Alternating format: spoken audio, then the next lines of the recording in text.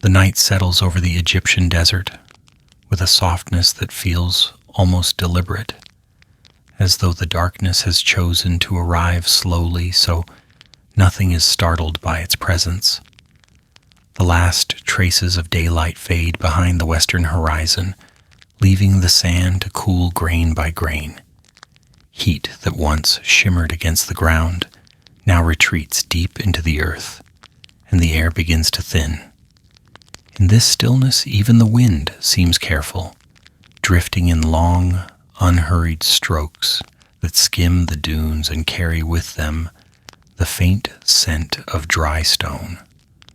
Far from the noise of cities and far from the footsteps of travelers, the Giza Plateau lies almost motionless.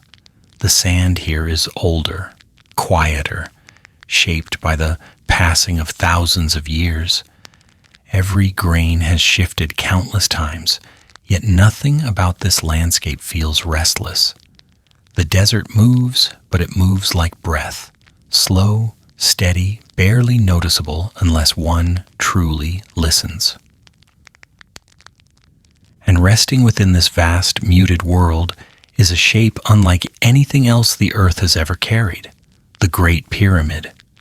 At night, it becomes a silhouette carved against the dim sky, its sharp edges dissolved by shadows, its presence softened by the blue-gray darkness.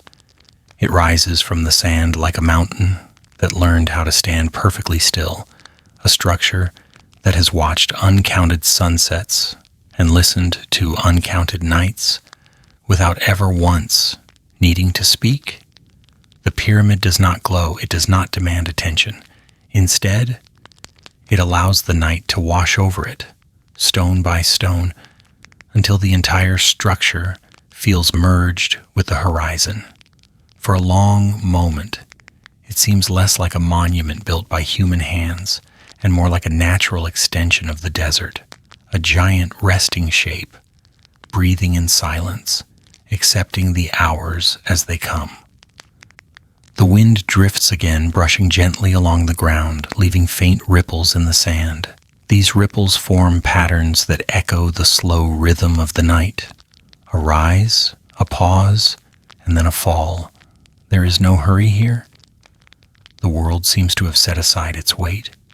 Even the vastness of the pyramid feels lighter beneath the moon, as if its mass has loosened and settled deeper into the ground. From a distance, the desert appears dark, yet not empty. The night sky is full, carrying countless points of light that shimmer faintly through the dry air. The stars seem closer here, not because they are physically nearer, but because the land is so open, so quiet, that every spark of light appears sharper, more patient. They hang above the pyramid like a soft canopy, adding a gentle luminosity to the silence. As the darkness deepens, the outline of the pyramid becomes clearer. The angles that were softened by twilight begin to sharpen again, defined not by brightness but by contrast. The structure looks both near and far, as though it exists slightly outside the normal scale of the world. From one perspective, it feels impossibly massive. From another, it seems to float lightly within the night. This duality is part of its quiet mystery. It does not confront. It simply exists, and the night accepts it. Closer to the ground, the air cools further. A subtle chill settles across the sand, and the desert begins to release a faint whisper, the sound of grains shifting, stones adjusting, and distant currents of wind weaving among low dunes. These sounds are neither loud nor noticeable at first. They emerge slowly, like the background hum of a sleeping earth. One could imagine that even the stones of the pyramid respond to this nocturnal rhythm, relaxing slightly as the temperature drops, settling more deeply into the shape they have held for thousands of years. The darkness does something gentle to the senses. It quiets the mind, slows the thoughts, and makes details feel softer, wider, easier to absorb. In this environment, nothing rushes forward. Nothing demands reaction. Everything simply unfolds. The night becomes a quiet companion, guiding the listener toward a calmer state where the world seems to breathe in long, expansive intervals. The pyramid, too, feels part of this breath. Its presence is steady, grounded, yet not heavy. It carries an aura of endurance, but not one tied to struggle or triumph. It is endurance in its simplest form, the kind that comes from stillness, from patience, from allowing time to move around you without resisting. There is something soothing in recognizing that a structure so vast and so ancient can be so silent, so unassuming beneath the night sky. As the wind shifts again, it brushes lightly against the stones. The surfaces worn by ages do not echo or groan. They simply absorb the breeze as they have always done. The pyramid stands without tension, without expectation, a quiet recipient of the night. It does not try to tell its story. It does not seek to explain anything. It merely continues existing within the darkness. And perhaps that is the first unspoken truth of this place.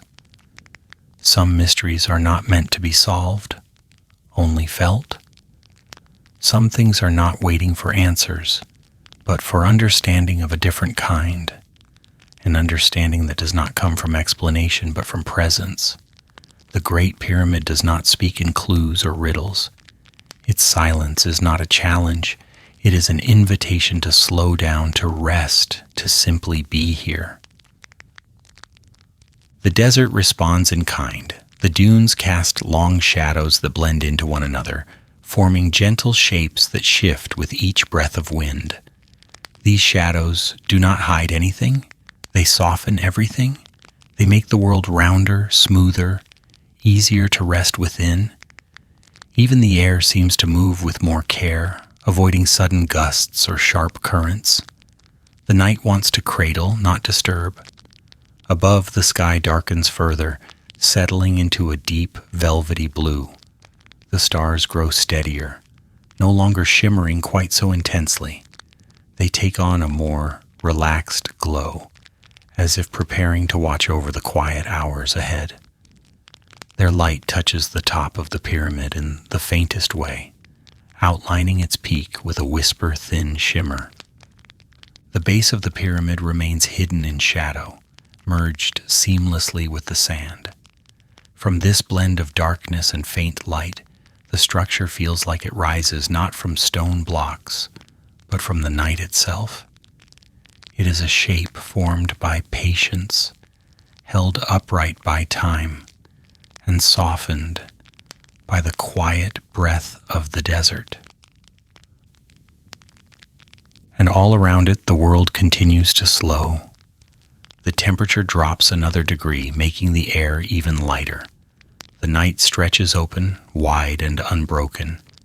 There is no sound from distant roads, no footsteps, no movement except the slow shifting of sand. If one listens closely, the desert almost seems to hum. Not a melodic sound, but a steady, gentling vibration that emerges from stillness itself. It is here, in this quiet, that the mind begins to settle. Thoughts that once scattered now slow down and move more softly. The world inside the listener mirrors the world outside, spacious, peaceful, present. The Great Pyramid, in all its weight and age, becomes a symbol not of complexity but of calm, a reminder that some things endure not through force, but through quiet constancy. As the minutes pass, the night deepens completely. The desert, the sky, the wind, the pyramid, they all share the same rhythm now, a rhythm without urgency, without edges, without demands. This is not a place of revelation or discovery. It is a place of rest, of breathing, of letting the earth and the air carry the listener toward a gentler state. The mystery of the pyramid remains, but tonight it is not a puzzle to solve. It is a companion to fall asleep beside, silent, steady, endlessly patient beneath the stars. The night begins to thin long before the sun itself appears. On the Giza Plateau, darkness does not vanish all at once. It loosens gently, as if untying a soft knot. The air shifts first, a subtle change, almost unnoticed. The breeze that carried the coolness of night becomes even lighter, stretching itself thin across the sand. Far in the east, a faint line of silver begins to gather along the horizon. It is not yet day, but it is no longer fully night. The desert feels this change before any person does. The dunes seem to settle, their shapes softening as shadows grow pale. The silence remains, but it is a different kind of silence now. Less like sleep, more like the moment between breaths. Somewhere beyond the horizon, the sun prepares to rise, and the land responds by becoming stiller, as though waiting for a gentle signal. Below the plateau, the Nile also senses the coming light. Though it lies miles away, its presence shapes everything in this landscape. The river is the quiet heart of this world, moving slowly through the valley, carrying life with it in long, shimmering strokes. At dawn, the Nile emits a sound that is barely audible, water nudging the banks, reeds brushing one another, a soft rhythm that feels almost like breathing. It is not loud enough to reach the pyramids, yet the entire region reflects its calm pulse. In the half-light, the air carries a faint hint of moisture from the river. It drifts across fields, then across rocky ground, and finally reaches the desert edge with a thin coolness that settles gently over Giza. This is the closest the plateau ever comes to feeling the touch of water. The wind arrives light and quiet, bringing with it a softness that will soon disappear when the sun climbs higher. As the horizon brightens little by little, the Great Pyramid begins to change shape. Its silhouette, which had been swallowed by night, slowly reappears as a darker outline against the spreading gray-blue sky. The edges, once blurred, sharpen slightly. The stone surface, still hidden in shadow, looks as if it is hesitating before accepting the new day.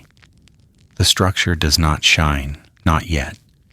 Instead, it absorbs the faint light with a quiet patience, as though remembering the thousands of dawns it has greeted. Around the base, the sand cools further. Tiny crystals of overnight dew cling to the grains, though they will not last long once the sun reaches them. For now, they create a fragile shimmer across the ground, a soft sparkle that exists for only a few moments each morning. The breeze moves over them, lifting the faintest scent of mineral-rich dust, dry, clean, and ancient. As darkness lightens, the plateau reveals more of itself. Low limestone outcrops emerge from shadow. The paths carved by workers centuries ago become visible as faint, pale trails that wind across the sand. Even though countless days have passed, these paths remain like memories pressed into the earth. They do not lead in straight lines. Instead, they curve gently, adapting to the land, mirroring the slow, considerate movements of the people who once walked them. And in this early hour, new footsteps begin to appear. If one listens closely, the first sound of human presence approaches in the form of quiet shifting, fabric brushing against fabric, sandals pressing into the sand, the rhythmic, muted crunch of footsteps moving at an unhurried pace. Workers begin waking in their small settlements further down the slope. Their homes, built of mudbrick and arranged in orderly rows, start to stir softly with life. There is no rush. Dawn in this land is not an alarm. It is an invitation.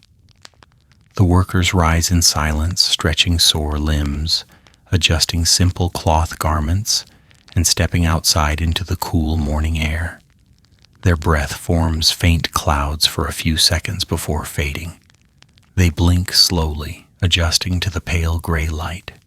In the distance, the huge silhouette of the pyramid waits, still quiet, still dark, still untouched by direct sunlight. It is a sight the workers know well, yet each dawn gives it a slightly different outline, as if the sky redraws it in a new tone every day. Some workers begin walking toward the plateau in small groups. Their steps are soft, their conversations murmured and brief. No one speaks loudly in these hours. The morning carries its own calm rhythm that no one wishes to disturb. The sand shifts beneath their feet, forming gentle trails behind them. Their shadows stretch long and thin across the ground. Above them, the sky continues to brighten. A soft band of gold begins to blend into the gray. The thin line of the horizon thickens with color. The world does not wake suddenly. It unfolds, layer by layer, like fabric, unrolling in slow motion. A thin mist hangs closer to the river, drifting low across the fields. Although it never reaches the plateau, the light reflects off it in a way that makes the distant land appear softened, almost blurred. This mist, combined with the pale morning light, creates a sense of distance that feels soothing rather than empty. The desert, usually harsh and defined, appears gentler, as if draped in a thin veil. As more workers appear along the paths, the plateau begins to take on a quiet energy, not loud enough to disrupt the morning calm, but enough to suggest the beginning of a long day. Tools are carried in steady hands, wooden sledges, ropes, chisels, baskets. The simple materials echo the simplicity of the people themselves, uncomplicated, patient, committed to their task. A few paces away from the pyramid's base, dust from limestone flakes rests in small pale mounds. Overnight, the cooler temperatures have settled the dust into stillness. When the sun rises fully, the dust will lift again, drifting in soft clouds around the workers as they cut, shape, and carry stone. But for now, everything remains undisturbed, held in a moment of clean, quiet balance. The pyramid stands over all of this, unmoving, waiting for the warmth of day. The first touches of sunlight will soon slide across its sides, revealing textures carved by centuries of wind. But before that happens, before the stone wakes from its nighttime coolness, there is this moment, an in-between space where light exists without brightness, where sound exists without noise, where life begins without hurry. In the stillness, the workers pause for a breath. The air is crisp and clean. The quiet of the desert blends with the gentle murmur of footsteps. Everything moves slowly, as though time itself has decided to stretch out the morning so nothing needs to be rushed. The pyramid's outline sharpens once more against the sky. The first rays of sun appear at last, not yet reaching the stone, but sending a soft glow ahead of them, a warm promise drifting across the sand. Soon the structure will brighten. Soon the day will begin in full. But for now, the desert remains in a suspended calm, savoring the final moments of dawn. This is how Giza breathes in the morning, quietly, patiently, with a steady rhythm that mirrors the breath of the listener, encouraging their own thoughts to slow, settle, and soften, just as the world softens beneath the first light of day. The first full touch of sunlight reaches the plateau slowly, sliding across the sand as if careful not to disturb the morning. The workers who have been walking toward the pyramid now move within its growing light, their forms outlined gently against the warming sky. The day has begun, but nothing about it feels rushed. Here, in this land of stone and quiet endurance, life operates on a rhythm that mirrors the desert itself, steady, patient, and deeply familiar.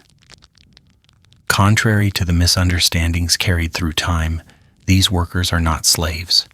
Their movements do not contain fear or urgency, but a measured ease born from routine. They are farmers, craftsmen, masons, bakers, haulers, ordinary people whose lives are tied to the land and to one another. During the flood season, when the fields near the Nile are underwater, they turn their skill and strength toward building. It is a seasonal shift, as natural to them as the changing of the light at dawn. Their village sits a short walk from the pyramid's base, arranged in simple rows of mud-brick homes. These structures are small but warm, built with care and maintained with the same steady hands that carve the limestone blocks. Smoke rises gently from the ovens, where bread is baked each morning. The loaves, round and dense, are made from emmer wheat and barley ground at dawn. The scent of grain fills the air, blending with the faint saltiness carried from the river and the dry note of the desert dust. Breakfast is simple: coarse bread, still warm from the oven, small onions with a crisp bite, and dried fish that has been salted to last through warm days. These meals are modest but nourishing, offering the steady energy needed for long hours of shaping and transporting stone. Workers gather in calm groups, sitting on low stools or directly on the ground, sharing their food quietly. They speak in low voices, conserving energy for the day ahead, but also because the morning still holds a softness they do not wish to break. When they rise, their movements echo one another in gentle repetition. Each person knows their role: the quarrymen who cut stone from the ground, the haulers who guide sledges across the sand, the masons who shape each block with measured blows, the water carriers who keep everyone hydrated beneath the desert sun, the bakers and cooks who prepare midday meals. The tasks are many, yet none are hurried. Every action fits into a rhythm that has been repeated for years. As they approach the pyramid, the workers gather their tools: wooden mallets, chisels with copper blades, stone hammers, thick ropes woven from palm fibers. These are simple instruments, worn smooth from daily touch, but they are held with respect. Each tool has its purpose, and the workers treat them as quiet companions, things that help shape the world block by block. The first sounds of labor begin softly. The tap of a hammer against limestone is not sharp but rhythmic, like a slow heartbeat. The sound spreads in waves across the site, overlapping with other gentle noises: rope sliding over wood, baskets of chiseled debris shifting, sandals brushing through the dust. These sounds do not disturb the morning. Instead, they become part of it, adding a calm pulse to the air. At the quarry pits nearby, the first blocks of the day are cut. Workers use channels of water to weaken the stone, pouring it into narrow cracks that expand under sudden cooling in the early morning breeze. The stone responds with faint pops and sighs, loosening from the bedrock. Men lift the block carefully, guiding it onto a wooden sledge. Their faces carry no sign of struggle, only focus. This, too, is part of their routine, a task learned slowly over time, practiced until it feels like a natural extension of their bodies.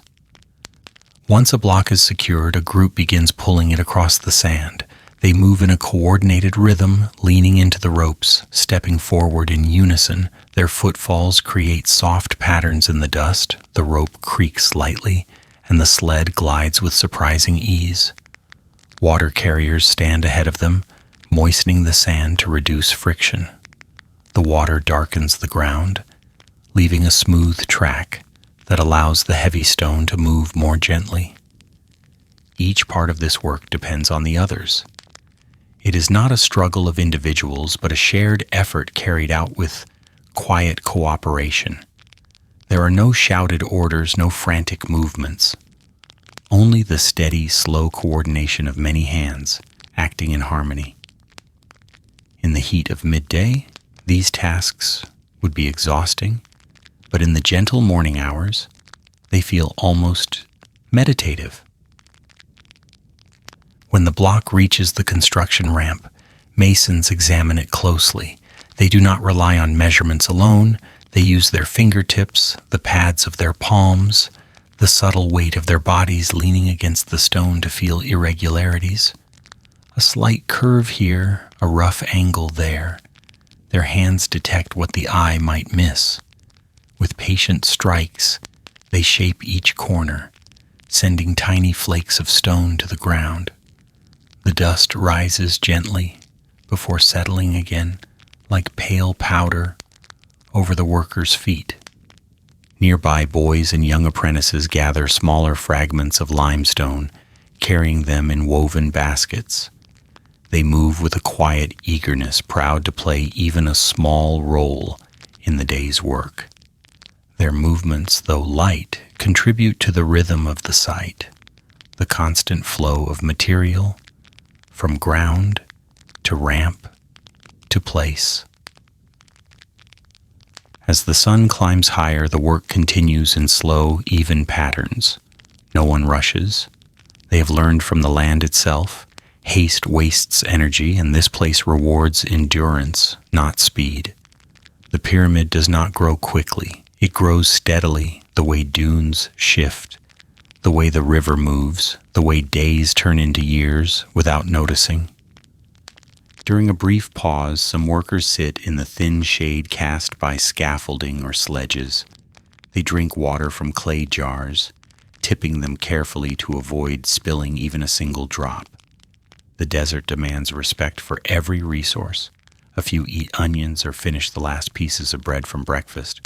There is no laughter or loud chatter, only contented quiet, as if the morning stillness has settled into their bones. After resting, they rise again and return to their tasks. The day stretches out before them in a clear line, predictable and familiar. There is comfort in this predictability, comfort in the repetition of movements they have performed thousands of times. The work does not feel monotonous. It feels steady, grounded, meaningful in a quiet way. As the morning progresses, the pyramid stones warm under the sunlight. The structure casts a longer shadow across the sand, a cool refuge where workers passing by pause for a moment before stepping into the brightness again. The shadow shifts slowly, marking time in soft increments. In this land, time is not something to chase or measure anxiously. It is simply something to move through, like wind or water. By late morning, the site hums with low, continuous sound. It is not noise, it is texture, layers of soft hammering, stones scraping lightly, pulled ropes sliding across wood, quiet footsteps, quiet breaths. The day has fully begun, yet the calm remains. The workers, aligned with the rhythm of their craft, find a kind of stillness within the motion. These are the hands that shape stone. These are the feet that move across the desert in steady lines. These are the people whose patience becomes architecture, whose calm becomes structure, whose daily repetition becomes something that outlives entire lifetimes. And though their names will not be carved into the walls or remembered in distant centuries, their presence is here, in the measured steps, the shared labor, the quiet dedication that fills each day like a slow, grounding breath. The pyramid stands before them, waiting, and they, with their ordinary lives and gentle rhythms, continue building it one calm morning at a time. By the time the sun has climbed a little higher into the morning sky, the work site has settled into its familiar rhythm. The warmth on the plateau is still gentle, not yet the intense heat that will come later, and the stones, cool from the night, carry a quiet softness to their surface. This is the time of day when the first stones of the morning are shaped, when the workers begin transforming rough blocks into the pieces that will fit perfectly into the rising structure. The process begins not with force, but with observation. A newly lifted block rests on the sand, its sides uneven, its edges carrying the raw texture of the quarry. The stonecutters gather around it, kneeling or standing with relaxed focus. They run their fingers slowly along the surface, feeling for slight ridges and dips, mapping out the work ahead, not through measurement alone, but through touch, an old habit trained by years of experience. Their fingertips move with a softness almost at odds with the harshness of stone, yet the material yields its secrets to them in these gentle moments. A copper chisel is pressed lightly against the surface. A wooden mallet rises, and then the first strike lands. It is not loud. Copper against limestone produces a muted, almost cushioned sound, one that blends easily into the morning. The blow is measured, deliberate. After a breath-long pause, another strike follows, then another, forming a steady rhythm that aligns itself naturally with the pace of the day. The sound is neither urgent nor aggressive. It resembles a slow metronome, a calm heartbeat, echoing across the sand. Chip by chip, the limestone begins to give way. Small flakes fall to the ground in soft, pale showers. The dust they create is light, dispersing gently in the air before settling again over the workers' feet. Each fragment carries the memory of the larger block it came from, pieces separated not by violence, but by patient repetition. Nearby, another team works on a block, destined for a load-bearing section. This stone must be shaped more precisely than outer casing stones, requiring a balance of strength and subtlety. The masons crouch low, studying natural lines within the rock. They do not carve against these lines. They follow them, allowing the stone's own nature to guide their hands. Their blows fall at slightly different intervals, creating overlapping rhythms that weave together into a soft, meditative pattern. Two steady pulses moving independently, yet harmonizing gently in the air. A water carrier approaches, stepping lightly across the sand. He pours a thin stream over a freshly cut edge, letting the moisture sink into the stone. The limestone absorbs the water eagerly, darkening to a deeper shade. The temporary change reveals the subtleties of the surface, tiny cracks, harder veins, and areas that need further smoothing. The masons nod appreciatively. Water has always been one of their quiet allies, a tool that reveals what the eyes alone might miss. A little farther away, workers cluster around a piece of granite, a darker, denser stone brought from the quarries of Aswan far to the south. Granite does not yield easily. It requires not only strength, but a deep respect for its stubbornness. The workers have placed the block in the shade to keep it as cool as possible. One of them heats a small patch of its surface with smoldering embers.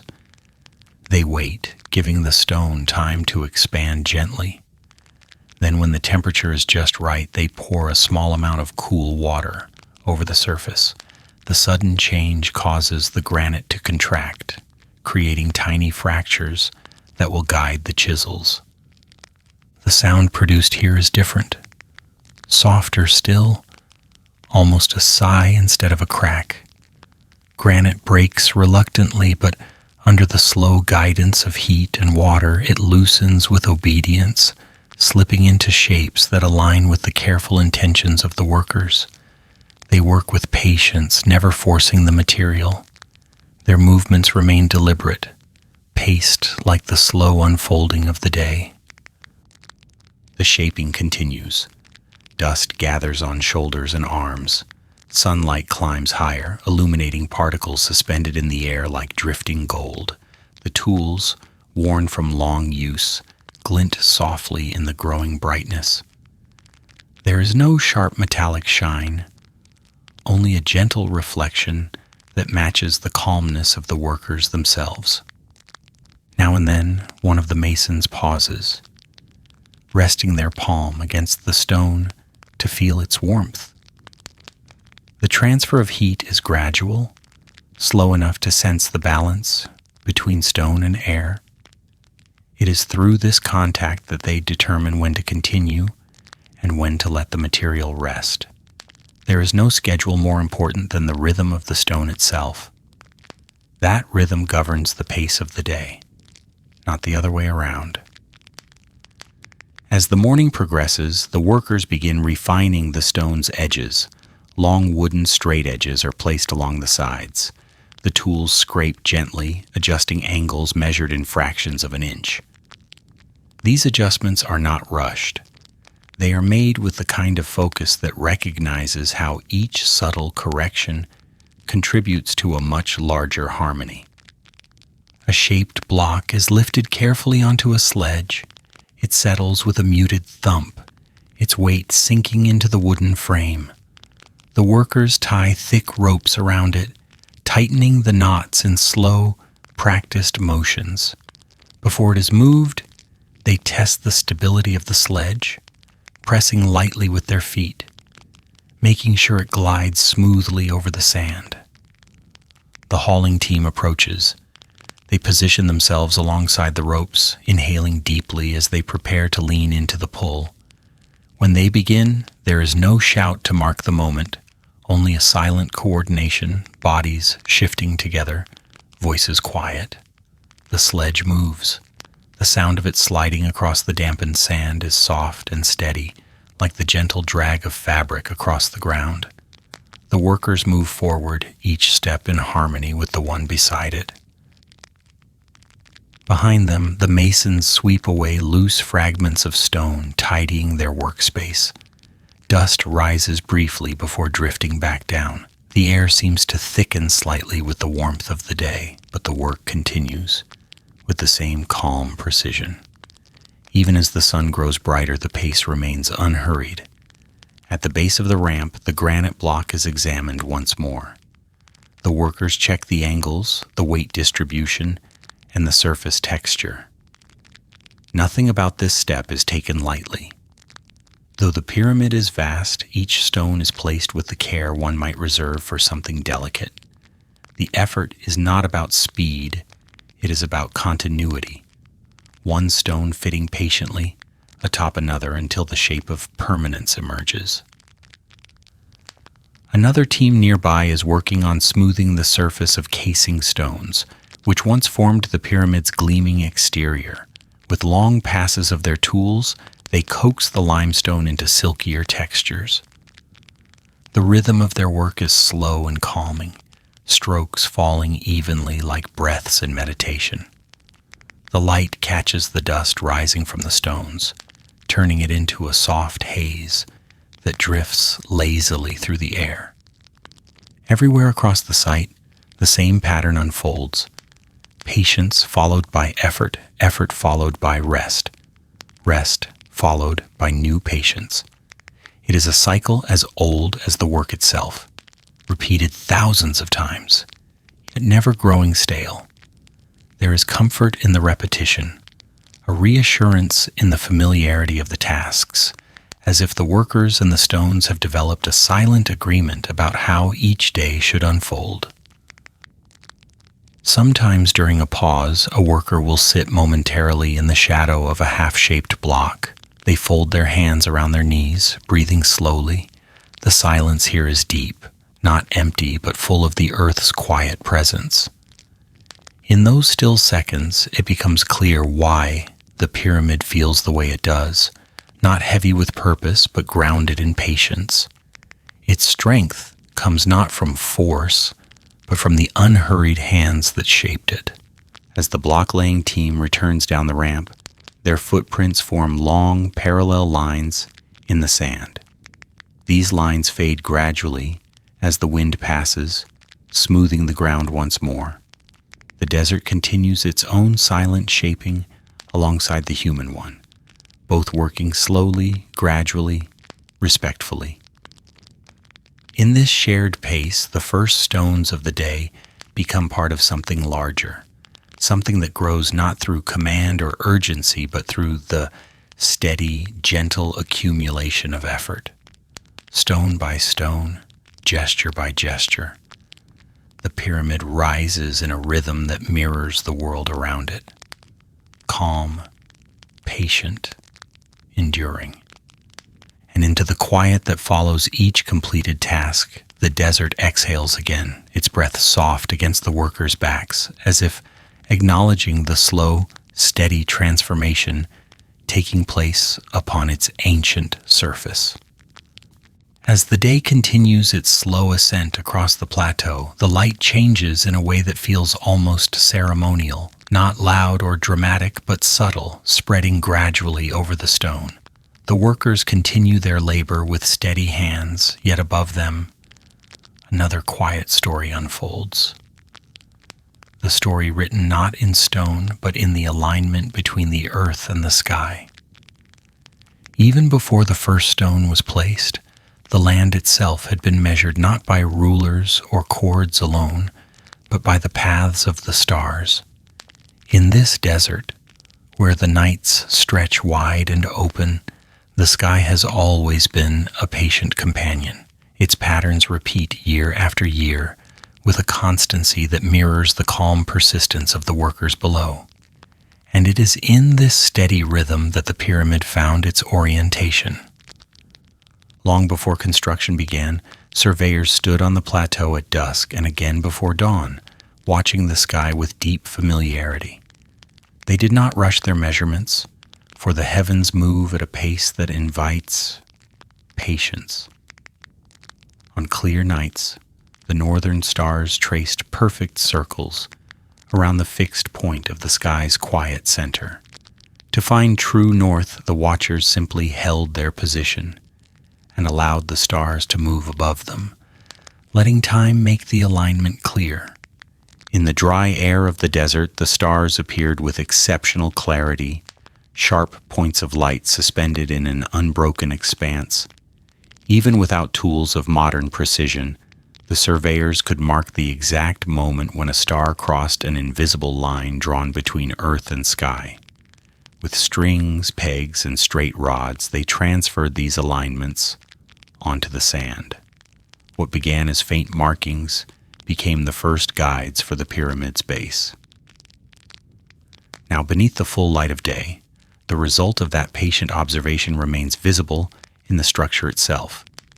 Each side of the pyramid aligns almost perfectly with the cardinal directions, north, south, east, and west. The accuracy is so precise that even many modern buildings, with all their instruments and calculations, struggle to achieve it.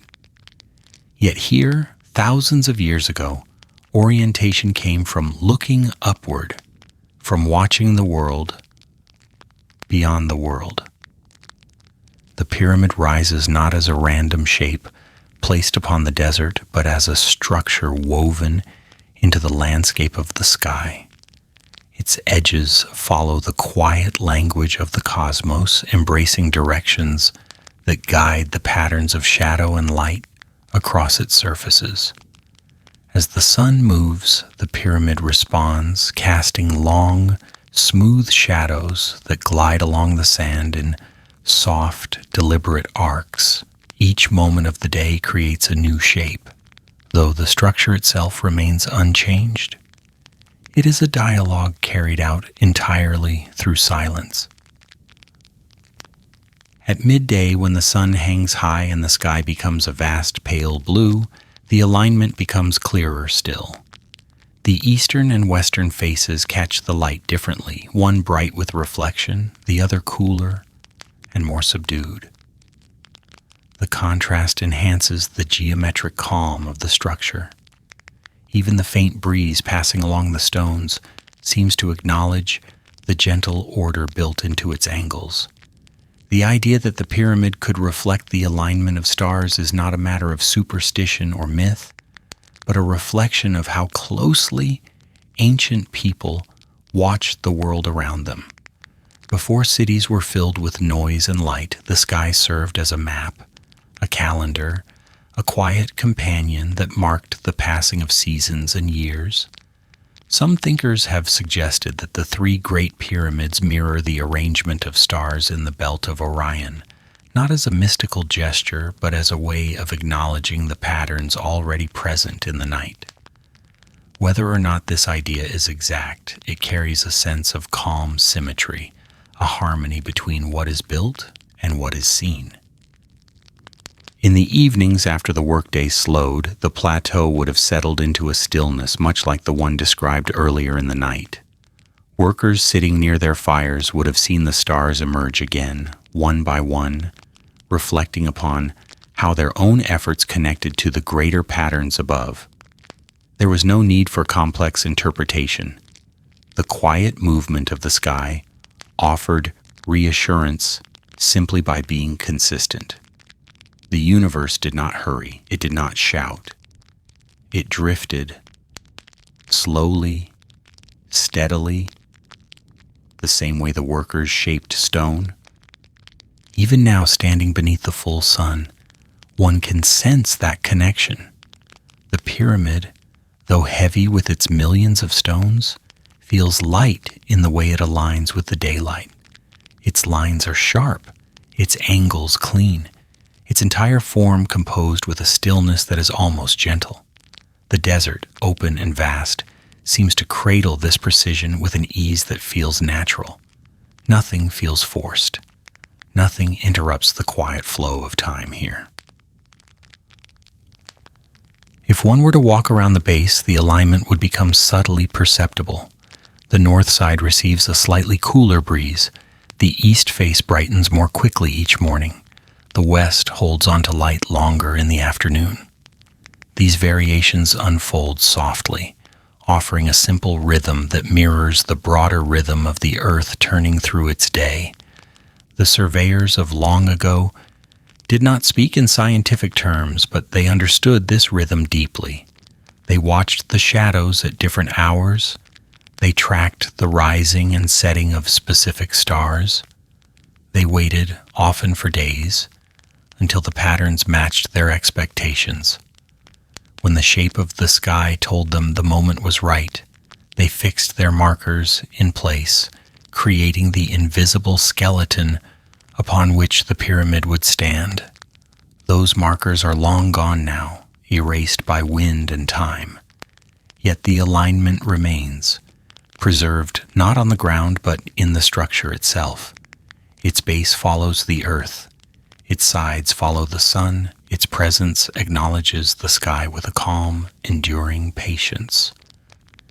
And so the pyramid does not merely stand upon the desert, it participates in the quiet order of the world around it. Each day, as the sun rises and sets, the structure aligns itself with the passage of time.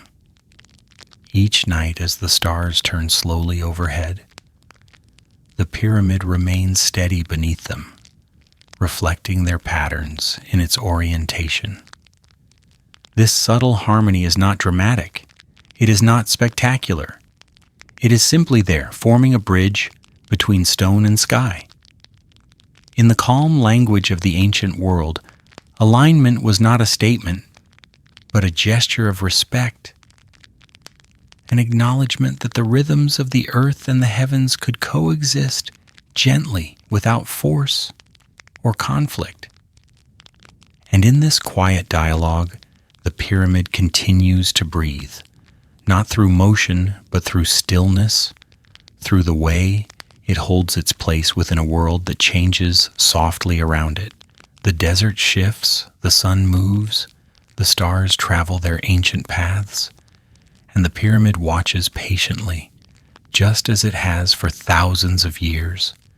Its alignment remains, silent, precise, enduring, an unspoken conversation carried across the sky.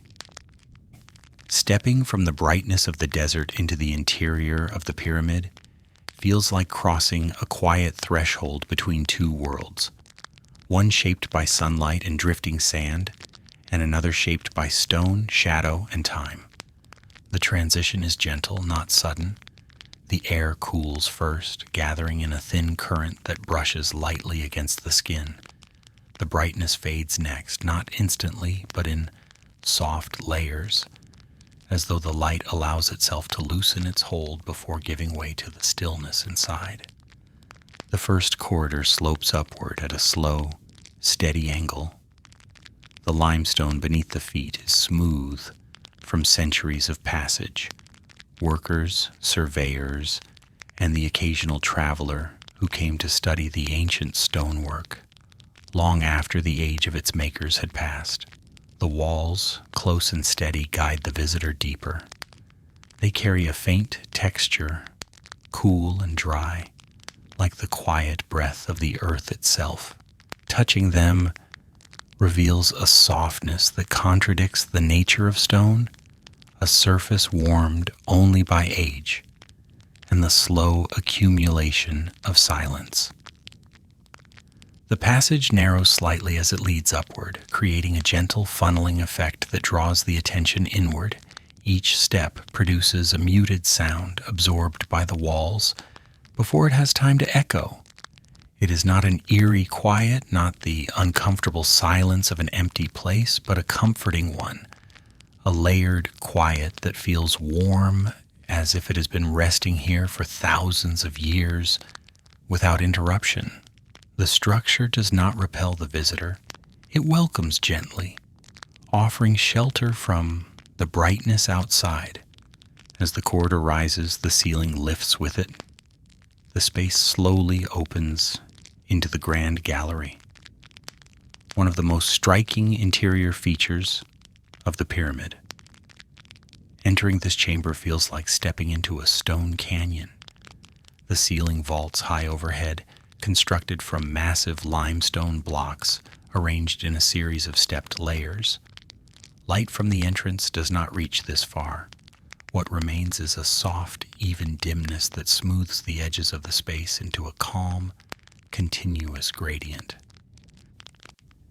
Here, sound behaves differently. A soft footstep sends a faint tremor through the air before dissolving. Even the smallest movement produces a low, rounded echo, not sharp, not hollow, but deep, like a whisper carried through a distant cavern. The chamber feels alive in this way, not with movement, but with the presence of sound resting gently in its walls. The air is cooler, too. The deeper one goes, the more the temperature settles into a steady calm, untouched by the heat of the day. The stone absorbs warmth slowly and releases it even more slowly, creating an environment where time feels stretched, softened, suspended.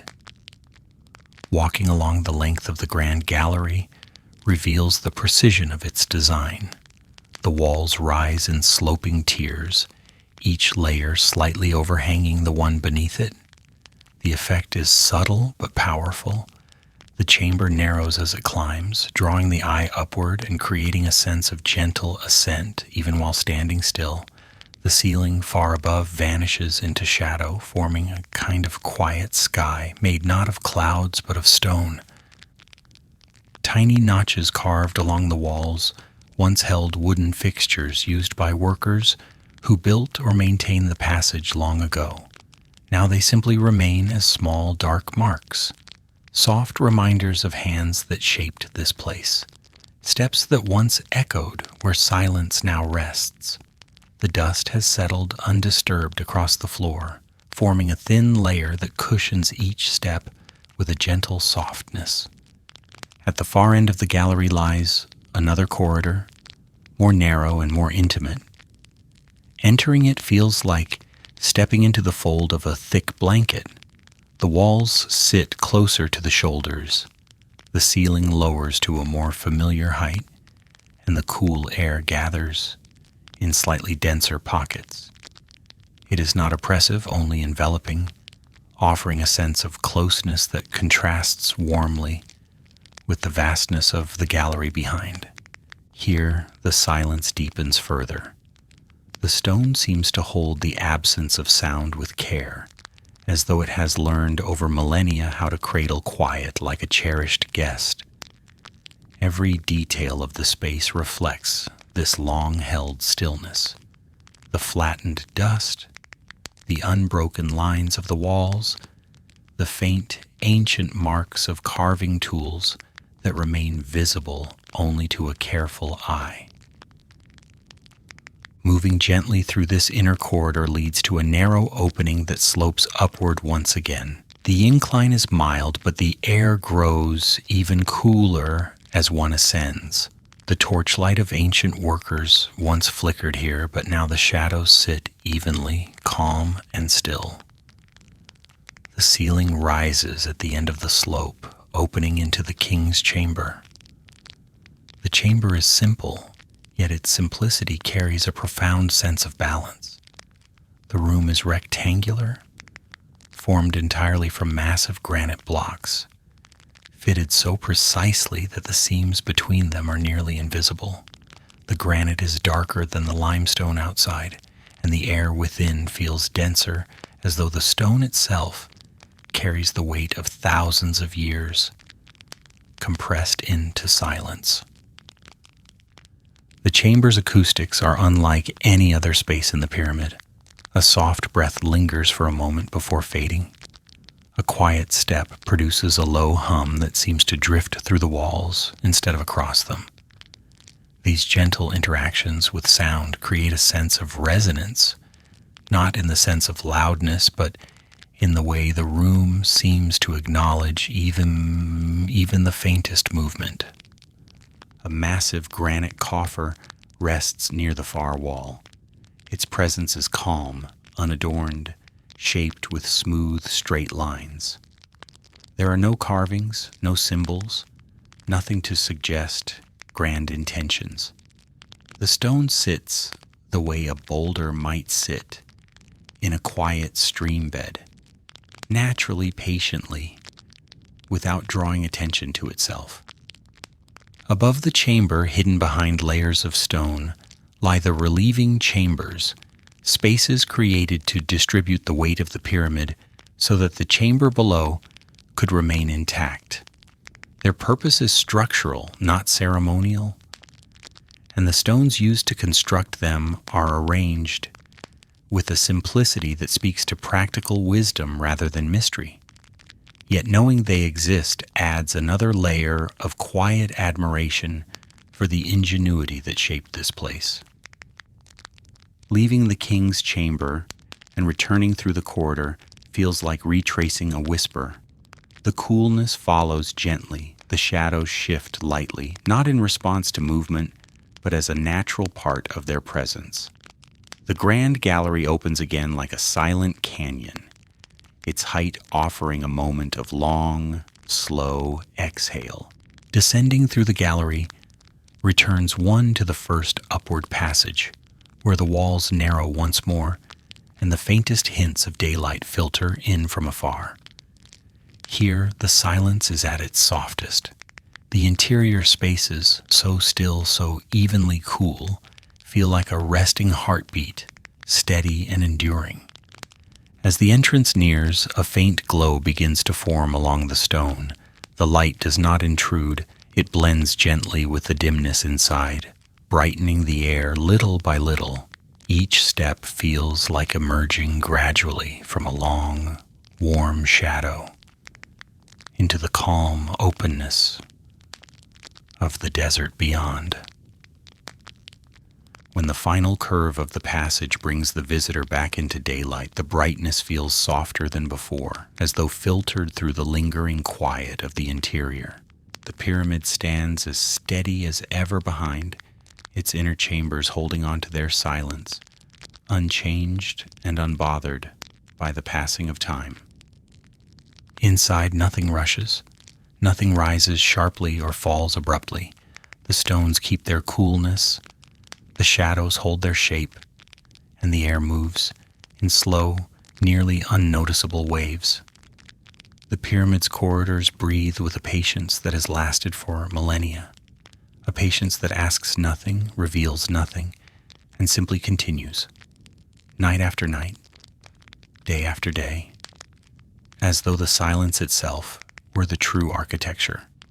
The pyramid's exterior may stand visible beneath the sun and stars, but its interior holds a different kind of presence, a soft, enduring quiet that has become part of the stone, woven into its very weight.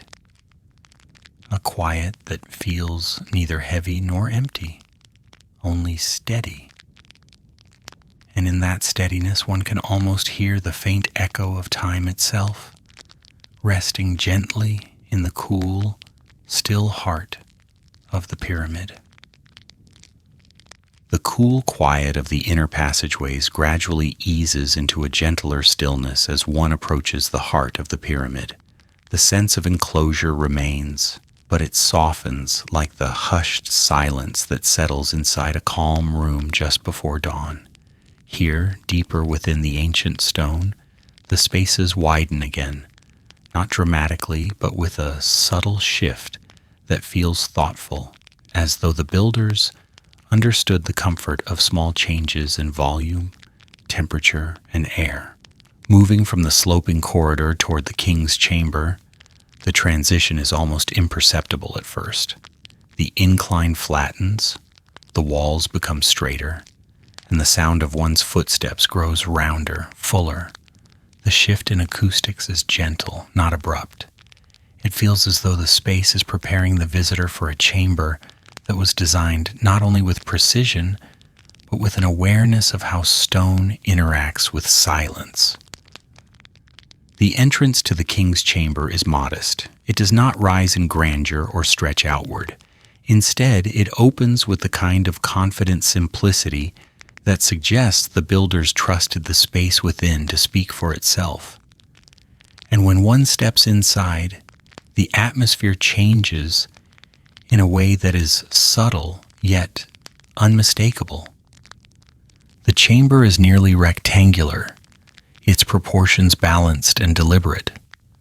The granite blocks that form the walls are massive, each one fitted with remarkable precision, their boundaries so tight that even a thin blade of light could barely slip between them.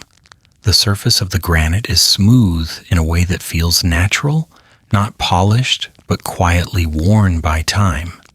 Touching it, one senses not coldness, but an even, steady cool, like the inside of a shaded river stone. The granite itself carries a softness of color. It is not black or stark. It is a deep, muted gray with hints of rose and quiet flecks of mineral that catch the dimness like faint sparks. Under a gentle light source, these flecks appear and disappear slowly, creating the impression that the stone is absorbing the brightness and returning only a soft echo of it. The chamber seems designed for this kind of light, subdued, steady, restful. Standing within the king's chamber, one notices the way sound behaves differently here than in the passages. A breath does not vanish. It lingers for a moment, as though the room is listening. A slow step produces a quiet resonance, not loud, not intrusive, but full.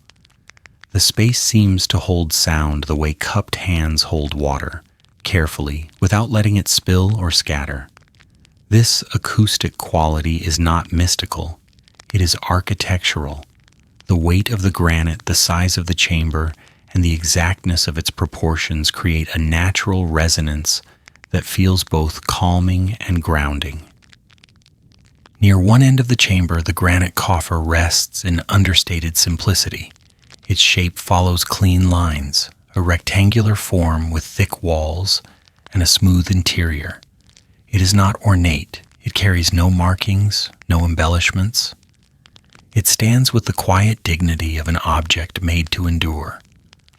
The coffer's presence feels more architectural than symbolic, a piece of stone shaped with precision, positioned with care, and allowed to stay where it has always been. Above the chamber, hidden from direct view, lie the series of relieving chambers, spaces designed purely to distribute the enormous weight of the pyramid above.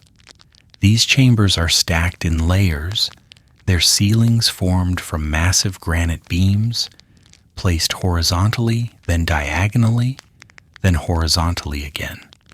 Though unseen, their presence is felt in the unwavering stillness of the king's chamber floor, beneath the feet. The structure above holds the weight, allowing the space below to remain untouched by pressure, as though the chamber exists in a pocket of calm, supported by layers of thoughtful engineering. Leaving the king's chamber and moving back through the passageway, the transition is slow and gentle. The dimness softens, the air shifts slightly, and the footfalls change their character as one approaches the divergence that leads to the queen's chamber. The pathway toward it is horizontal, narrower than the one leading upward, but the air feels slightly lighter here, as though the space opens inward rather than upward. The entrance to the queen's chamber is quiet and unassuming. Its proportions differ from the king's chamber, lower, narrower, and formed from limestone rather than granite. The change in stone alters the atmosphere. Limestone carries a different temperature, a different texture, a different relationship with sound. Where granite absorbs and echoes deeply, limestone reflects sound more softly, creating a more muted resonance. Stepping inside, the room feels like a gentle exhale. The chamber opens into a balanced, peaceful space shaped like an inverted V at the ceiling, two sloping planes meeting at a central ridge. This design gives the room a sense of upward lift, even though the chamber sits lower in the pyramid than the king's chamber. The limestone walls, smoother than the rougher blocks in the outer corridors, form calm, uninterrupted surfaces that encourage the eye to rest. The air within the queen's chamber feels slightly warmer than in the granite room above, though still cool by desert standards. The stone retains a gentler temperature, like a cave sheltered deep beneath a hillside. There is no sudden shift, only a quiet presence, a room that feels balanced in the way a perfectly centered breath feels balanced within the chest. At the chamber's far end lies a small niche, a shallow recess cut into the stone. Its purpose is not fully understood, and yet its presence feels natural in the room, as though the chamber needed a small variation in its perfectly symmetrical walls to soften the geometry. The niche catches the dim light, holding a soft, muted glow that shifts with the movement of anyone inside. It is the gentlest architectural feature here. Simple in shape, calm in appearance, quietly contributing to the room's stillness.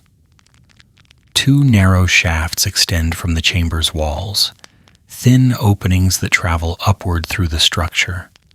Their paths are long, their angles deliberate. The chambers they serve are not ventilated in the way modern spaces are. The shafts do not create drafts or airflow.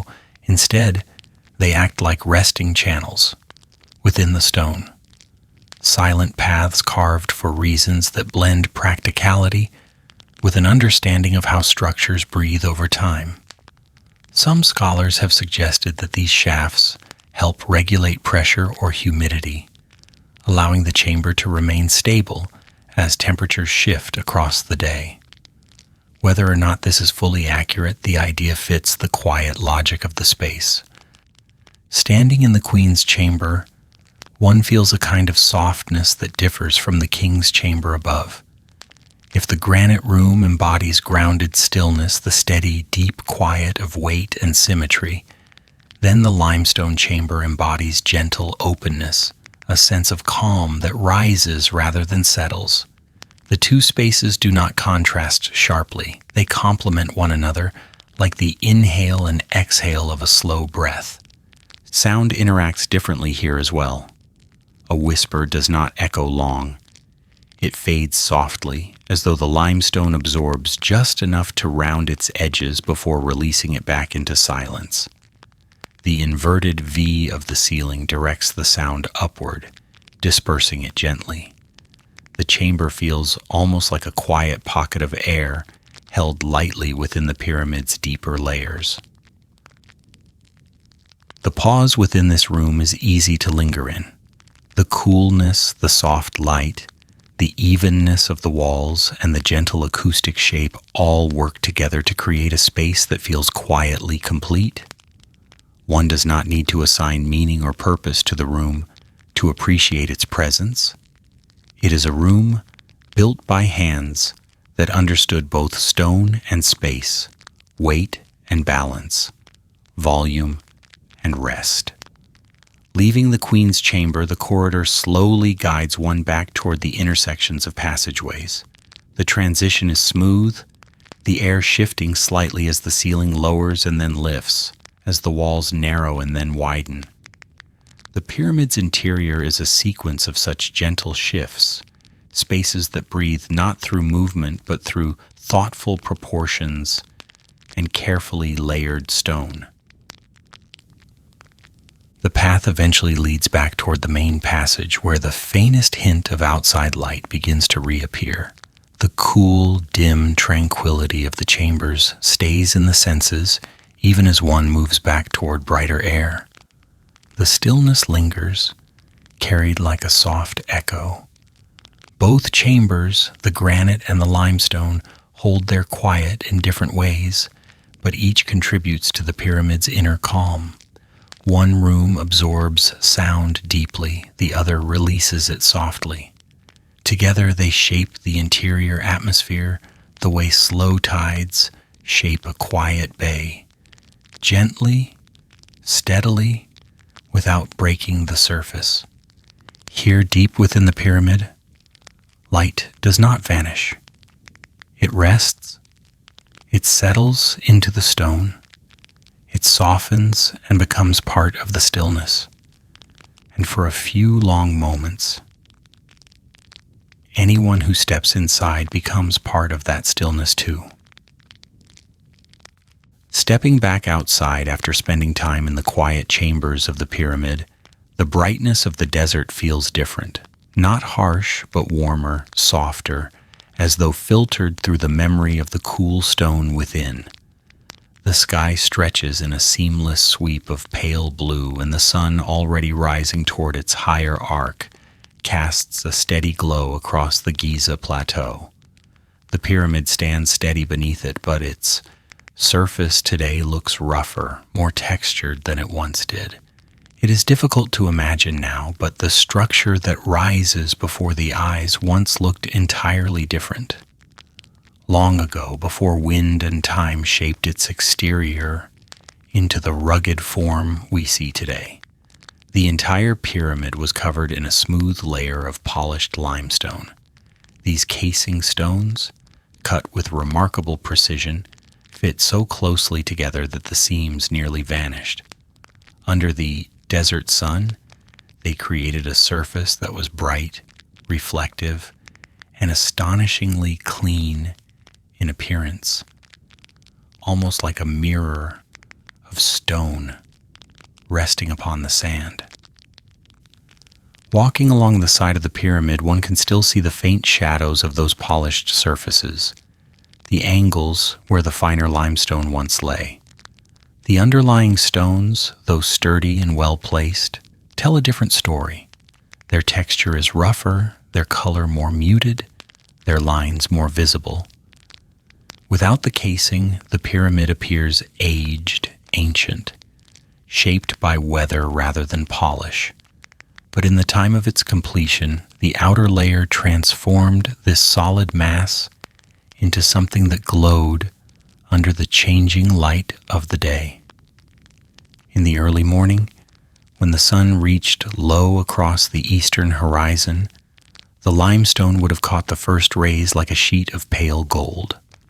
The light would spread across its smooth surface in broad, quiet strokes, reflecting outward in a way that made the pyramid appear almost weightless, less like a mountain of stone and more like a solid beam of morning light. The entire structure would brighten gently, each stone receiving light and passing it along to the next. As the sun climbed higher, the surface would shift from gold to a brighter white, almost shimmering beneath the intense daylight. The desert around it would become warmer and more vibrant, and the pyramid's casing would respond by reflecting that brightness like the face of a calm sea beneath a clear sky. The air above the limestone would shimmer faintly with heat, creating slender waves that rippled across its edges. The workers and villagers who once lived nearby would have seen this sight every day of their lives, the great smooth shape catching the sun and carrying it upward toward the open sky. It was not a spectacle, it was simply part of their world, as natural to them as the river or the fields. But to a modern observer, imagining such brightness across such a vast surface creates a sense of quiet awe. The pyramid was not just built to stand, it was built to reflect. By late afternoon, when the sun began its slow descent toward the western horizon, the color of the limestone would shift once more. No longer white, no longer bright, the surface would take on a warm, soft shade of amber. The shadows lengthened gently across the plateau. The angles of the pyramid grew softer as the light changed tone, and the entire structure seemed to warm itself in the fading heat. This moment between brightness and dusk would have been one of the most peaceful times to observe the casing stones. The light moved slowly, almost hesitantly, brushing across the surface like a hand smoothing fabric. As the sun touched the edge of the horizon, the final rays would slide across the pyramid in long, gentle bands. The stone would glow briefly in a warm, subdued, golden tone. Never loud, never sharp, always soft. The desert wind, cooler at this hour, would carry a calm stillness across the sand. And as the brightness dimmed, the pyramid's reflection faded with it, settling into a tone closer to ivory and then to pale gray. When night arrived fully, the transformation continued. In the moonlight, the limestone casing would have taken on an entirely different character. The surface reflected not warmth, but coolness. The smooth stone, softly lit by the moon, would appear almost metallic in tone, like brushed silver resting quietly in the dark. This was not a glare, not a brightness that disturbed sleep or silence, but a pale, steady glow that drifted softly along the angles of the pyramid. Standing in the night, with stars spread across the sky, the structure may have seemed almost like a quiet lantern of the desert, not shining, not blazing, but shimmering faintly, in a way that blended with the stillness. Travelers crossing the distant valley would see this gentle glow on clear nights, a shape rising from the sand like the outline of a mountain drawn in moonlight. Yet even this glow was peaceful. There was nothing sharp or startling about it. It was the kind of light that softened as it moved, light that rested on stone rather than illuminating it intensely. The desert around it would have been calm, with only the faint whisper of wind moving across the dunes. The limestone surface responded to this environment, not with brilliance, but with a quiet acceptance of the night's cool silence. Walking closer to the pyramid today, one must imagine this effect with the help of what remains. Scraps of limestone still clinging to some of the lower courses, their polished surfaces long gone, but their shapes still hinting at the smoothness they once carried. Running a hand along these remnants, the stone feels different from the deeper limestone block underneath. There is a trace of the old polish, a faint suggestion of refinement that time has softened but not erased. It is like touching the memory of light rather than the light itself. The loss of the casing stones was gradual, carried out over centuries through erosion, reuse, and natural weathering. What remains now is the core, strong, rough, stoic.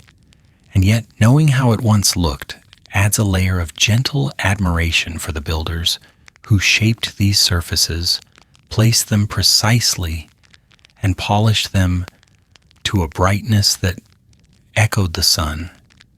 Even without the casing, the pyramid still participates in the light.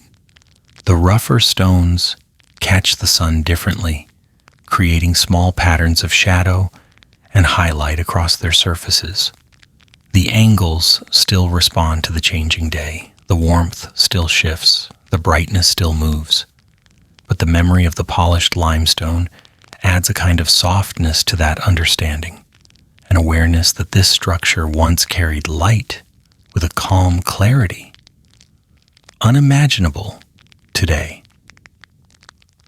If one sits quietly near its base as the sun rises or sets, it becomes easy to imagine the old surface restored in the mind's eye.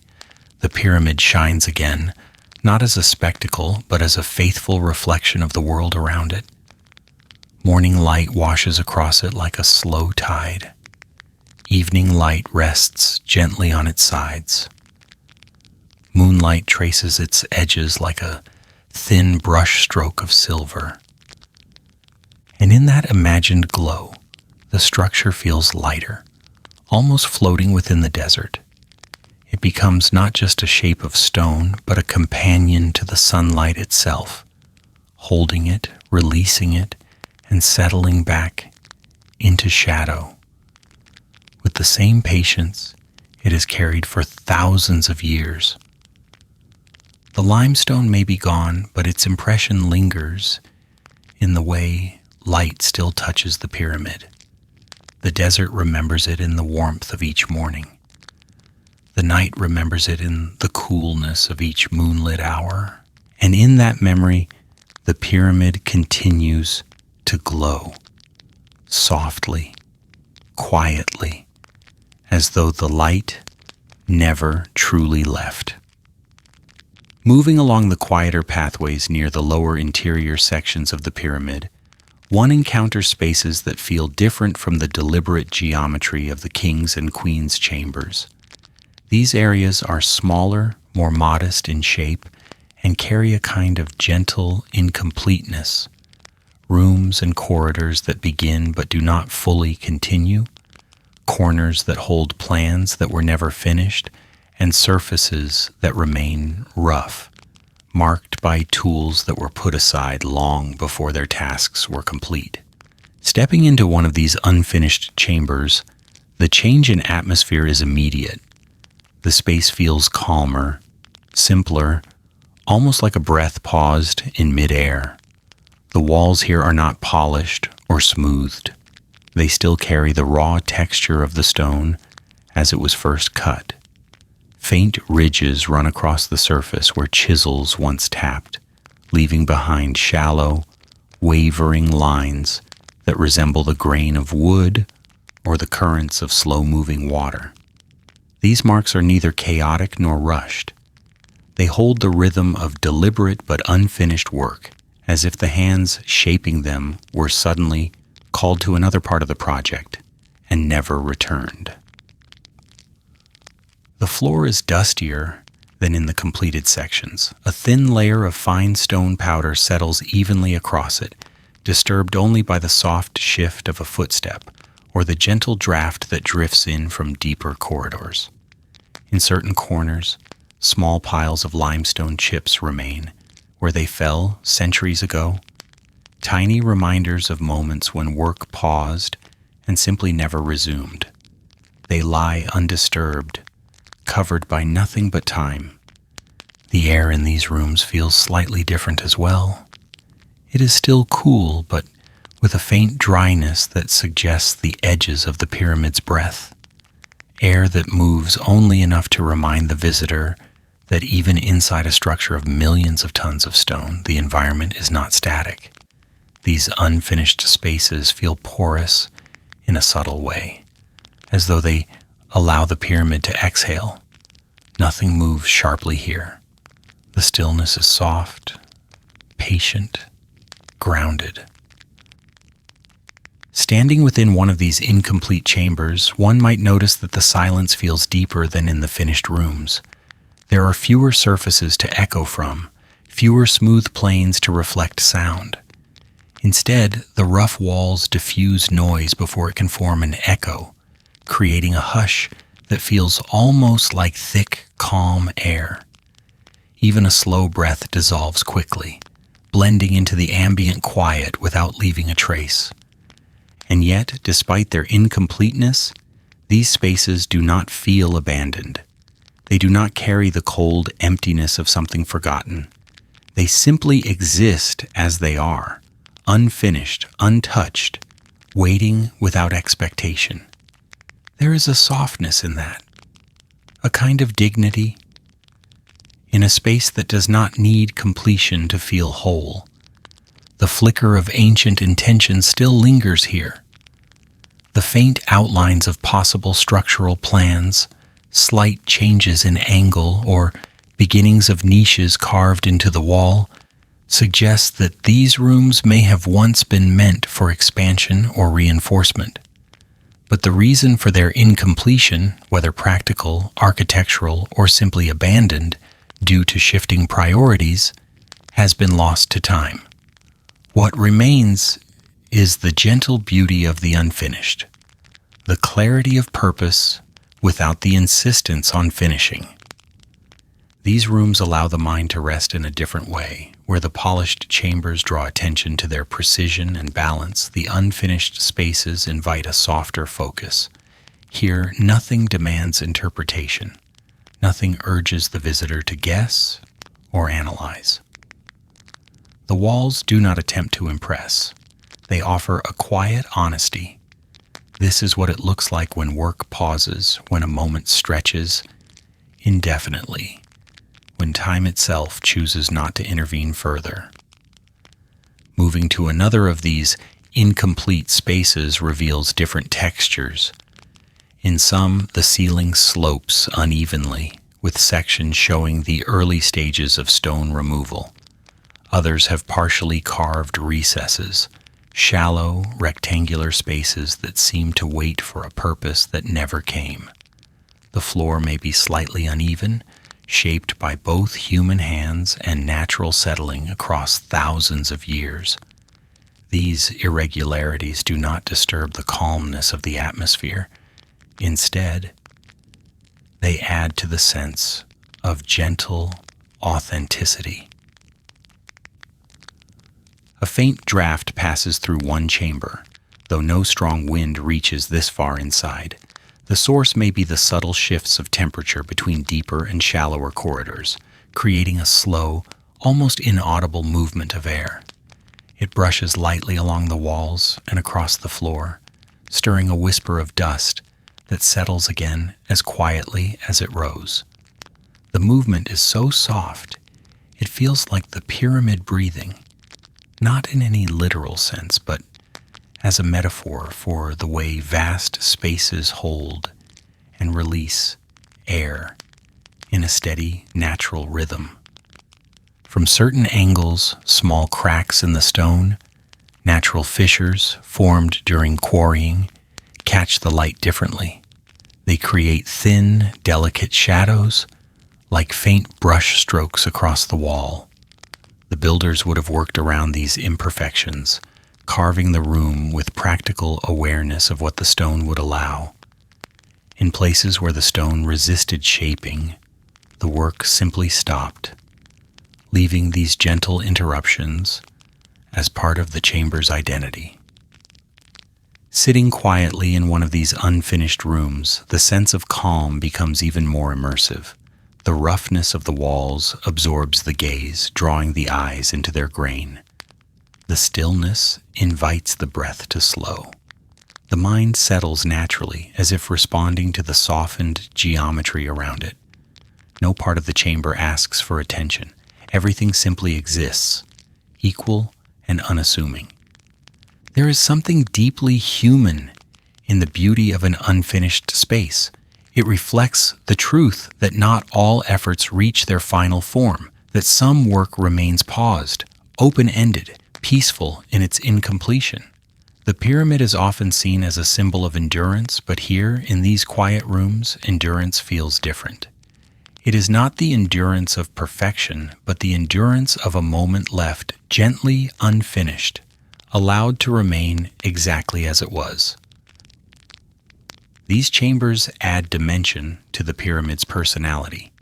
They remind the visitor that the structure is not a singular statement of flawless execution, but a vast collaboration of thousands of days, countless hands, shifting intentions, and pauses that lasted longer than any plan could predict. The unfinished spaces are part of that story, part of the slow shaping that allowed the structure to rise in the first place. And as the visitor steps back toward the more polished corridors, the transition feels gradual, like emerging from a soft memory. The completed rooms carry precision. The unfinished rooms carry honesty. Together they shape a fuller understanding of the pyramid's interior, a landscape of stone that embraces both the finished and the incomplete with equal calm.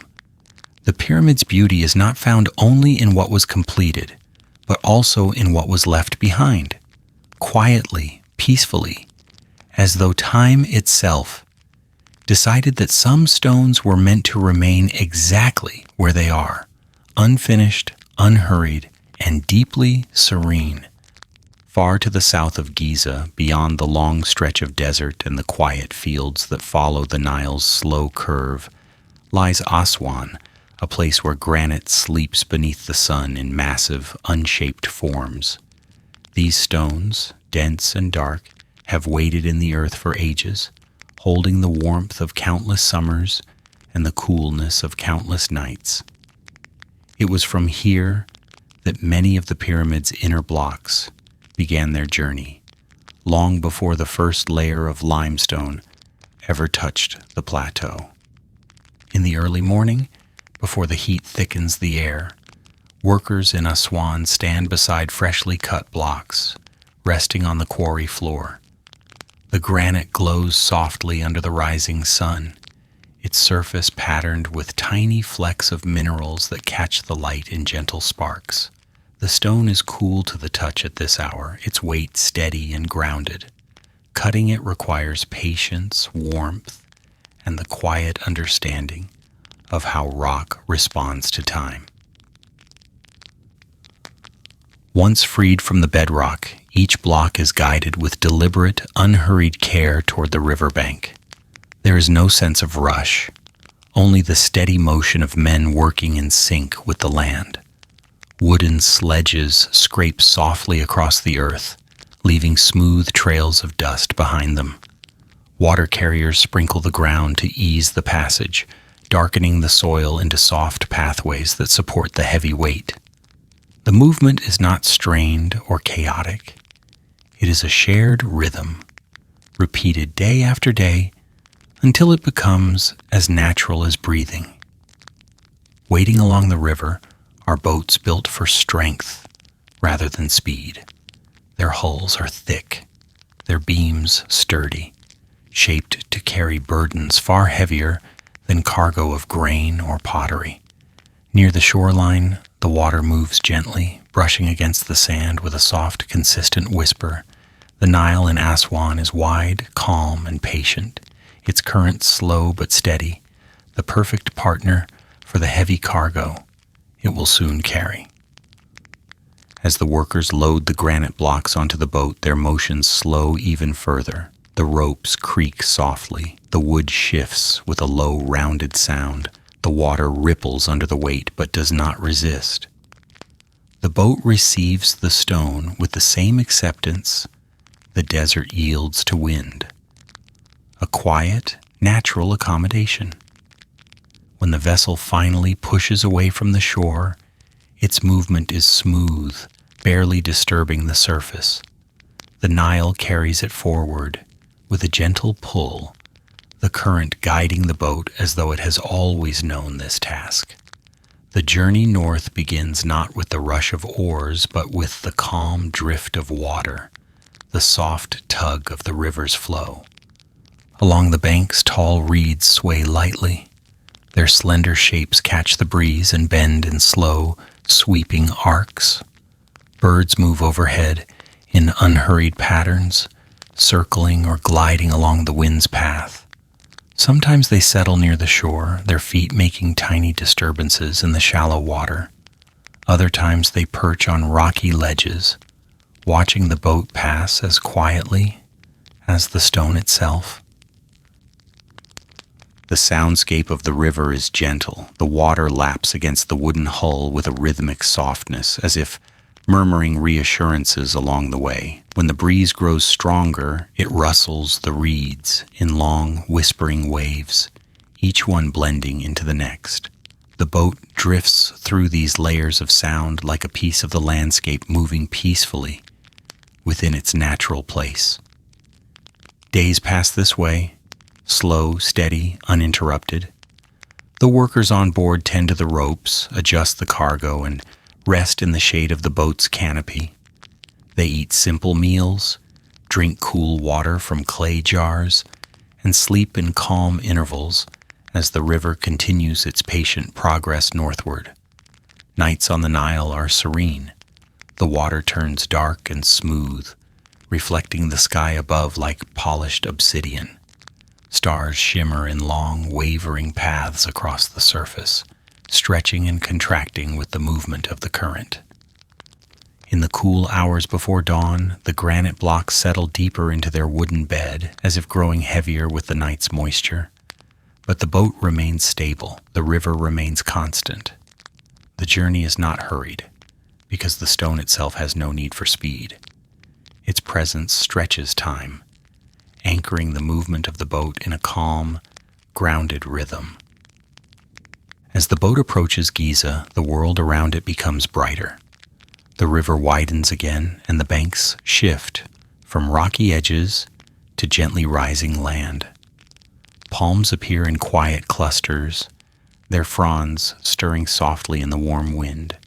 Farmers begin their day with slow, deliberate motions, drawing water, tending to fields, guiding animals. Their movements mirror the same patient cadence that has carried the stones across the river for centuries. At last, the boat glides toward the landing area where workers wait on the shore. They gather calmly, ropes in hand, feet steady on the damp sand. When the boat touches land, the contact is soft, barely more than a quiet bump against the shallow bank. The workers secure the vessel, tie it gently, and begin the careful process of unloading.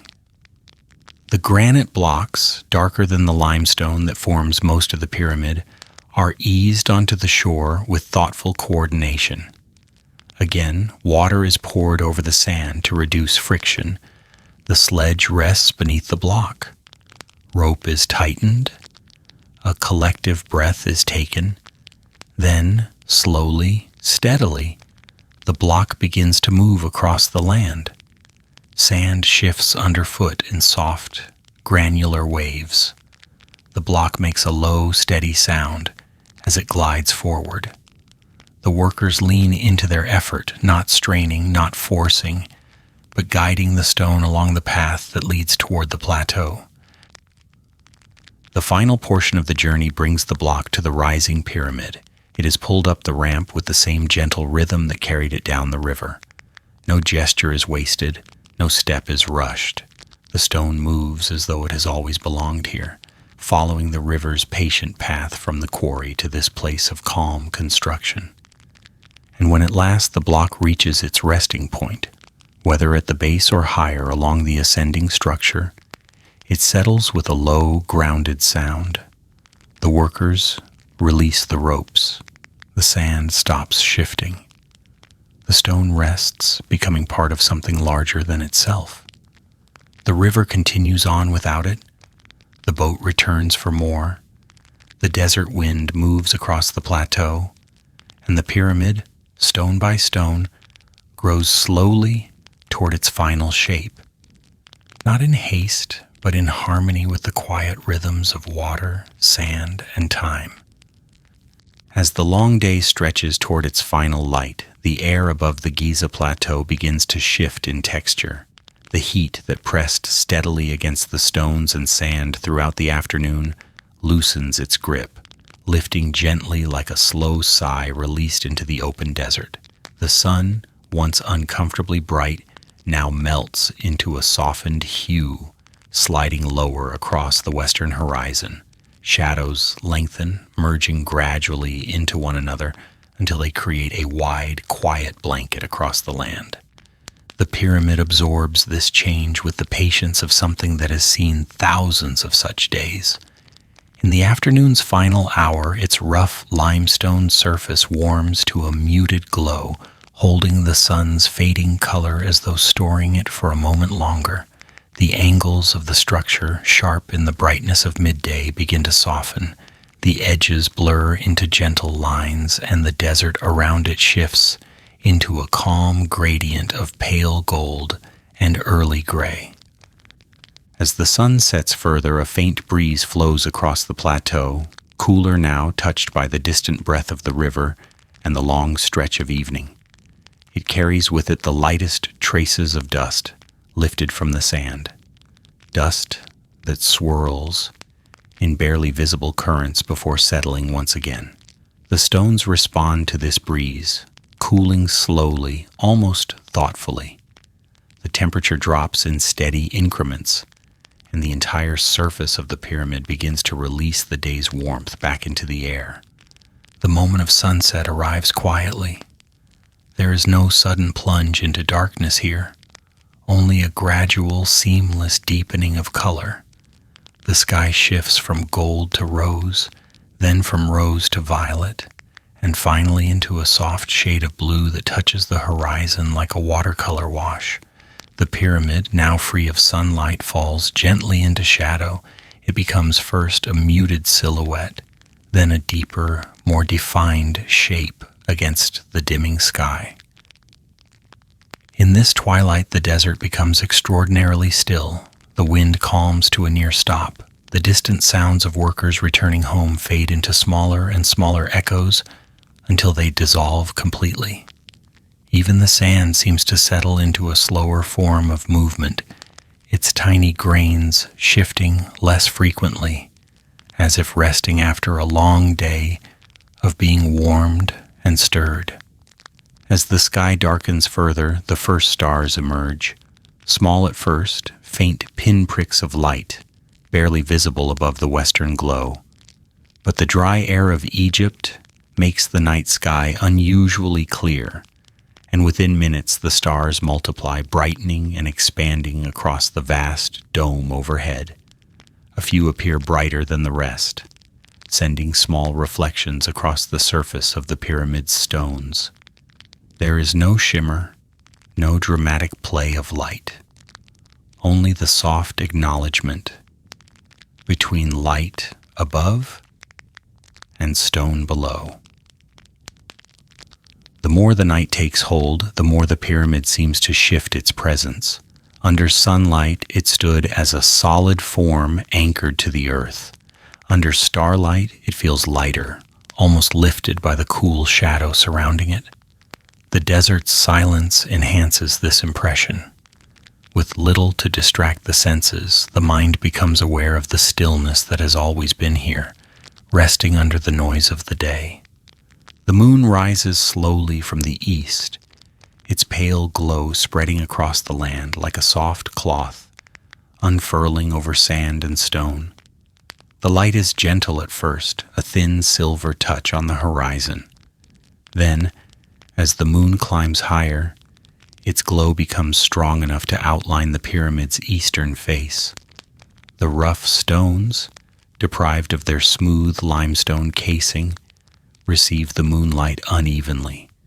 Some blocks catch the light directly, creating faint patches of brightness. Others remain in shadow, deepening the contrast across the surface. Yet the overall effect is soft, not harsh. The pyramid does not shine. It rests beneath the moonlight like a quiet mountain, acknowledging the sky. The edges of the structure create long, slanted shadows across the sand.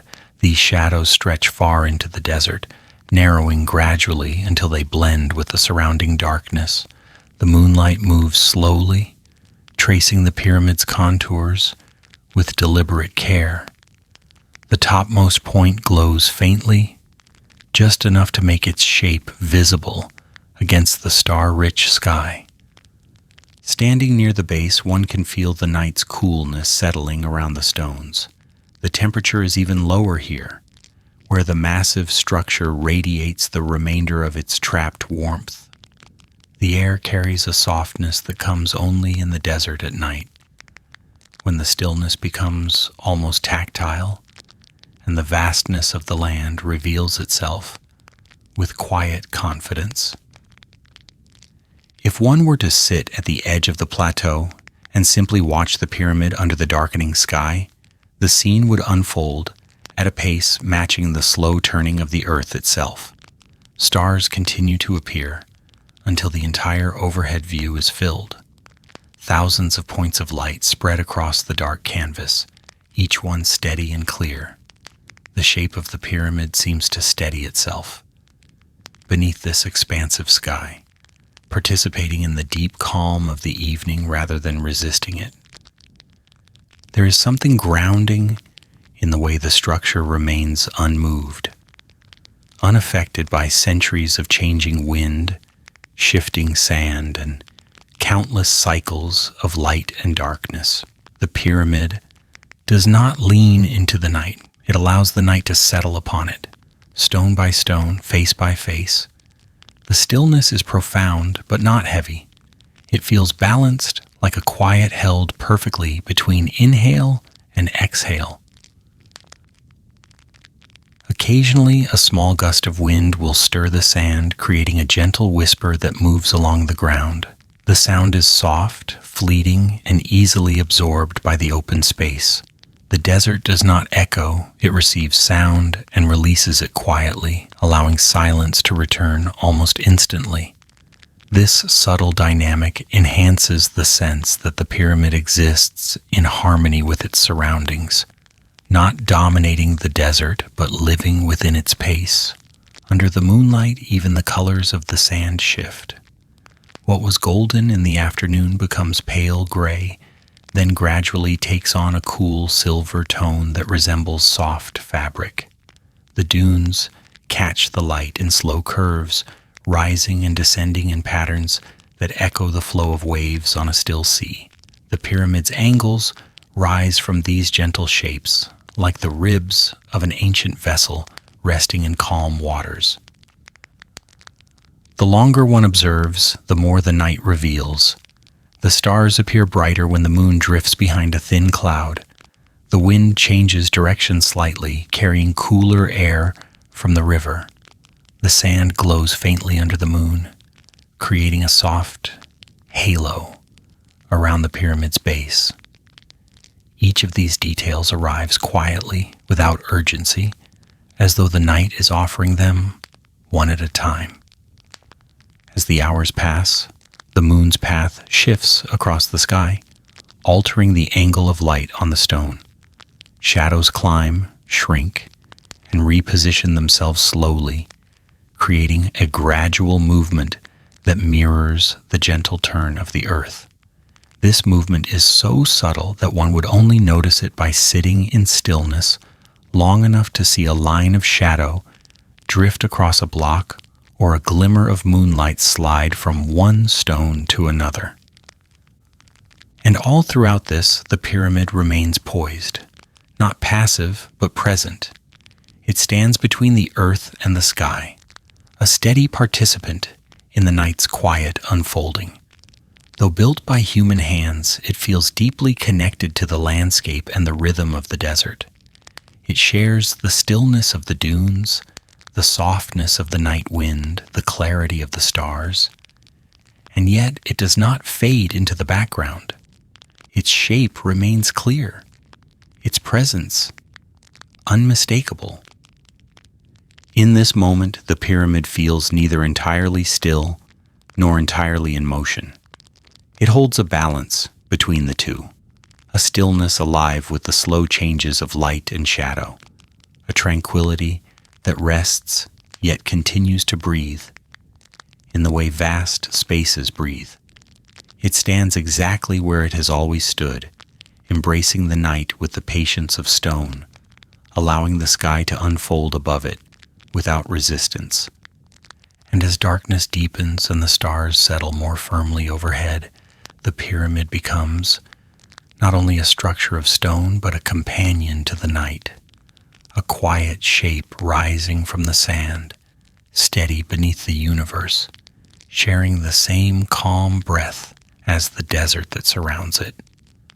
Night settles over the Giza plateau in a way that feels almost ceremonial, slow, deliberate, and impossibly gentle. The last trace of daylight slips behind the western horizon, leaving behind a thin ribbon of color that fades more with every passing breath. And as the sky deepens into a quiet shade of blue, the pyramid stands unchanged, absorbing the stillness with the steady presence of something that has lived through thousands of nights, just like this one. The moon rises gradually, its light sliding down the rough stone blocks in long, delicate strokes. The pale glow touches each tier, following the ancient steps from top to base with a softness that seems to understand the shape by memory. Under this gentler light, the pyramid looks older, but also calmer, as though the long years have not worn it down, but have taught it how to rest. Up close, the absence of daytime noise becomes clear. There are no footsteps on the sand, no voices carried by the wind, no heat pressing down from above. Only the cool desert breeze moves, brushing lightly against the stone, so lightly that it feels like the air is exhaling, not blowing. The sound of this breeze is faint, more a texture than a noise, and it touches the pyramid in a way reminiscent of a long-lost hand tracing familiar steps. In this moment, the structure no longer appears simply as a monument of engineering or a mass of limestone rising from the earth. It takes on a different presence. It resembles a slow-breathing being, silent, observing, and deeply grounded in the time that surrounds it. Each block, stacked with intention and patience, becomes like a rib in a great chest, rising and falling with the rhythm of thousands of years. The pyramid inhales with the coldness of night and exhales the warmth it stored during the day. A slow exchange, a quiet cycle, a rhythm that has never once been interrupted. From a distance of a few meters, the moonlight thickens around its edges, creating soft shadows that feel more like memories than darkness. These shadows do not hide anything. They simply rest against the stone, pressing gently into the grooves carved by time. The wind, cooler as the night deepens, moves across the broad faces of the pyramid like fingers smoothing a blanket. Up close, time itself becomes visible. You can see it in the faint patterns etched by the desert wind, fine lines that sweep diagonally across the surface like the strokes of an ancient brush. You can see it in the subtle rounding of once sharp edges, now softened by centuries of sand drifting slowly against them. You can see it in the quiet tonal gradients of the stone itself, where patches warmed by years of sunlight blend into cooler sections, untouched by the day. Standing here near its base, you feel the weight of its presence, not as heaviness, but as steadiness. The pyramid does not resist the night or push against the wind. It allows the darkness to settle around it, to wrap gently around its structure, the way a blanket settles around a resting body. There is no struggle, no opposition, only acceptance. If you sit down and let your back rest lightly against one of the lower stones, the surface is cool, firm, and textured like ancient clay. The stone does not warm with your touch. Instead, it remains unchanged, holding its temperature with a quiet discipline that seems almost alive. The desert sand beneath you shifts slightly, adjusting to your weight the same way it has done for travelers who rested here centuries before you. The longer you stay, the more the night reveals itself. Not with sudden discoveries, but with gradual layers. The sky continues to darken, becoming a deep blue, sprinkled with bright, steady stars. The air chills gently, settling into your clothes, seeping into your breath. The wind softens further, dropping into a whisper that barely moves the grains of sand around your feet. And through all of this, the pyramid remains still, not inert, but perfectly at peace. It has learned the shape of patience. Every block that forms this great structure holds the echo of hands long gone, hands that lifted, dragged, carved, and set each stone into place with a rhythm slower than any modern measure. These blocks remember those touches. They remember the weight of human effort, the heat of human breath, the long days of carrying a dream, upward, one stone at a time. Now, under the moon, these blocks do not seem like mere construction material. They feel like the preserved heartbeat of a civilization that once paused here, breathed here, existed here in its own slow rhythm. The wind dips again, this time colder and more delicate. It moves inside the shallow grooves of the stone, slipping along the edges like a low, steady hum. You may not hear it, but you can sense its movement as it travels across the massive faces of the pyramid.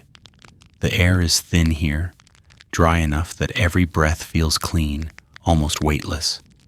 And yet the pyramid feels solid, anchored, unmoving, the perfect contrast to the softness of the night.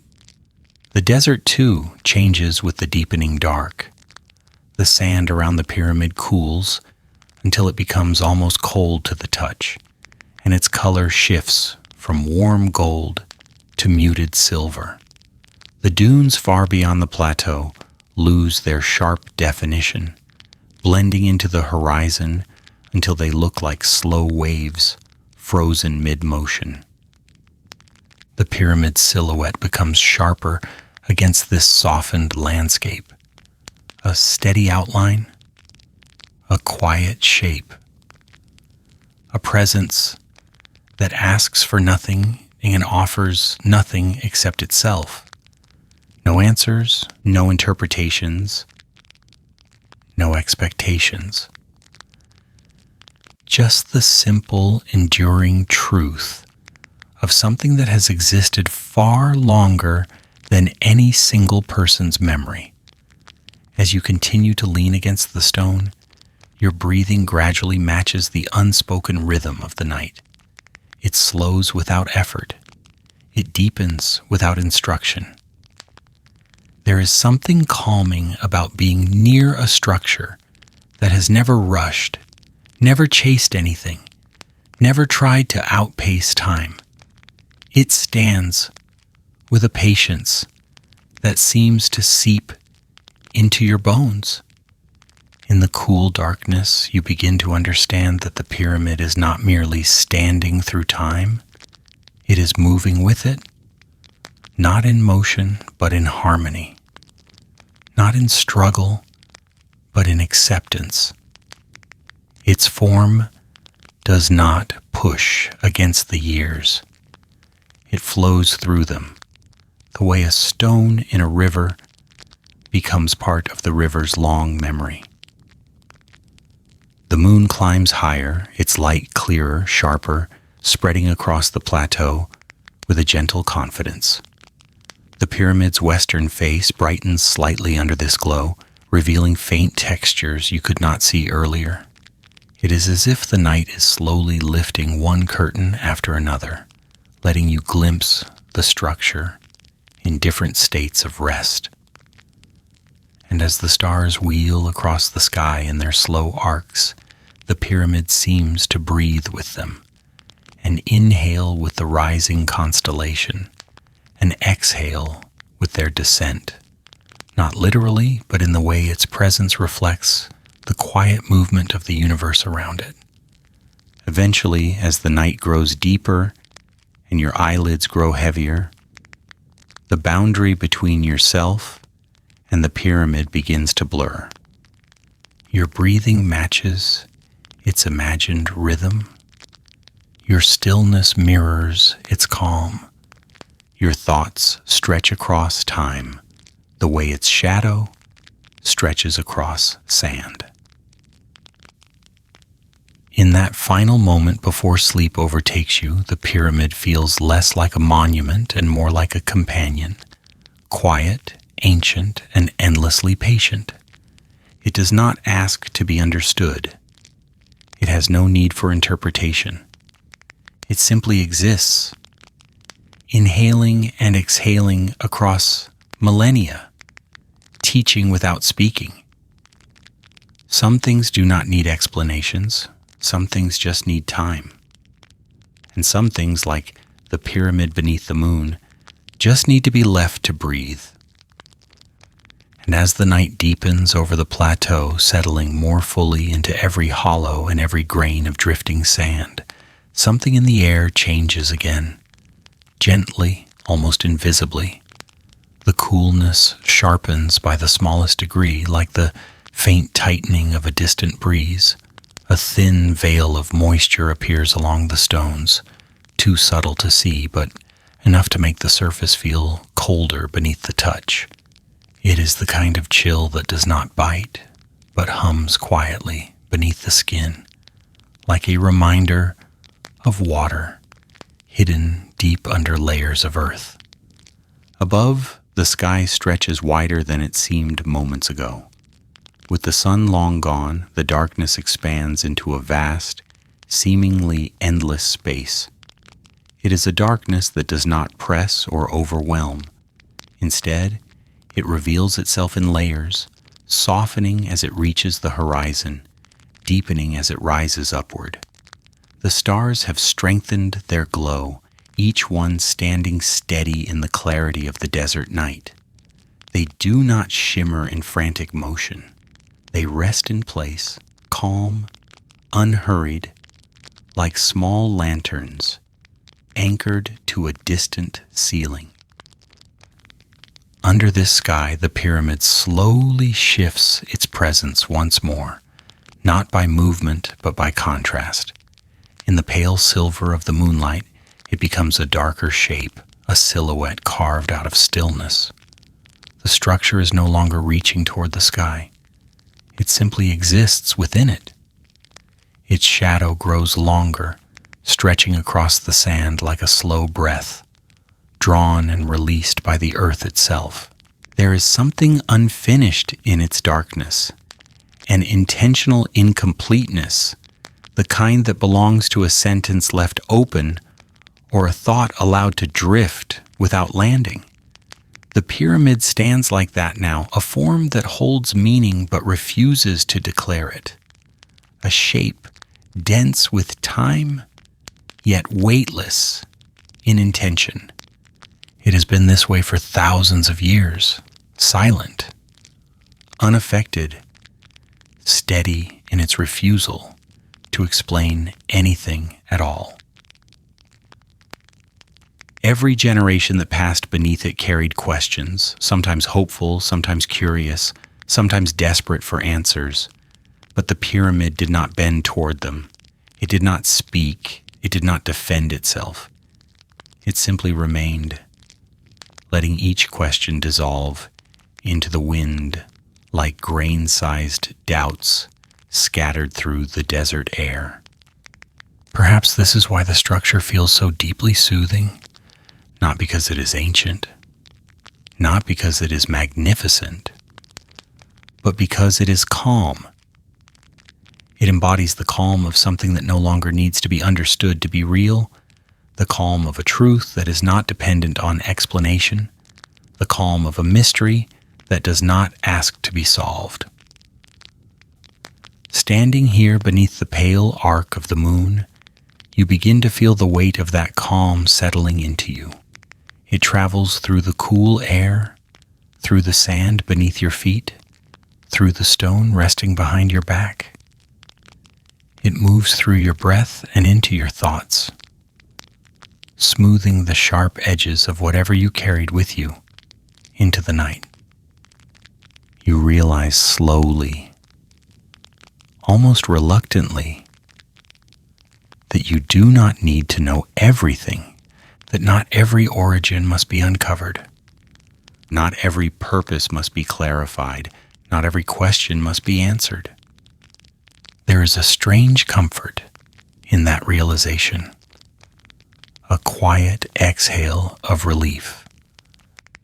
Just as you do not need to know which grain of sand once rested on the pinnacle of the pyramid, or which stone was placed first, or how many steps once echoed through its inner corridors, you also do not need to press your mind against the shape of every unknown. Some things become heavier when we try to hold them too tightly. But when left alone, allowed to breathe, they become light again. The pyramid teaches this without speaking. It teaches through its stillness, its patience, and the gentle, unbroken way it occupies the night. You watch as the moon drifts higher, its glow changing slightly as it climbs. It casts a cooler light now, revealing new textures in the stone. Faint lines carved long ago, surfaces worn smooth by wind, edges softened by centuries of drifting sand. These details appear and disappear as the light shifts, reminding you that even what you can see is not fully graspable. The pyramid does not reveal everything at once. It never has. It never will. And somehow that withholding feels generous, as though the structure is giving you permission to let go of the need to understand. The desert widens around you, its silence deepening as the night grows heavier. There is no movement except for the slow sweep of wind dragging thin trails of sand along the ground. Far in the distance, dunes rise and fall, like the quiet breathing of the earth. The air remains still enough that each sound you make, each step, each shift in your posture, feels softened before it reaches the open space around you. The pyramid stands in this silence without breaking it. Its presence does not disturb. It blends into the night the way a stone blends into the riverbed, natural, unforced, part of a much larger stillness. And you begin to understand something else. Quiet but unmistakable. Mysteries are not meant to provoke the mind before sleep. They are meant to cradle it. When a mystery offers no urgent conflict, when it does not challenge or demand but simply exists, it becomes a container for rest. A place where the mind can settle without needing to categorize or solve. The pyramid offers this refuge effortlessly. It invites no debate. It asks for no conclusions. It does not press itself forward like a puzzle, asking to be pieced together. It only asks to be seen, or, on nights like this, simply to be witnessed in silence. As you continue to sit beneath its shadow, the sky grows darker still. The moon climbs higher, the stars sharpen into quiet brilliance, and the night settles fully over the land. The pyramid, constant as ever, stands with the same patient posture it held when the first stones were laid. It has watched the rise and fade of civilizations, the shifting of sands, the slow march of history. All of it has moved around the pyramid, while the pyramid itself remained. And in that unchanging presence, there is a message softer than any spoken one, a message woven from stone and night and the long, silent breath of the desert. Some mysteries do not wait to be explained. They are not incomplete. They are not unfinished. They simply exist in a way that makes explanation unnecessary. The pyramid teaches you this gently, without insistence. It shows that a mystery left untouched does not grow heavier or more intimidating. It grows lighter, more serene, more beautiful, like the way sleep comes easier when you stop trying to name the thoughts drifting through your mind, like the way the night becomes calmer when you stop searching for meaning in every star. When you look at the pyramid once more, with the softness of someone who no longer seeks answers, you see it differently. You see it not as a question, but as a presence, not as a challenge, but as a companion, a quiet, steady companion that has learned how to stand in the unknown without fear or urgency.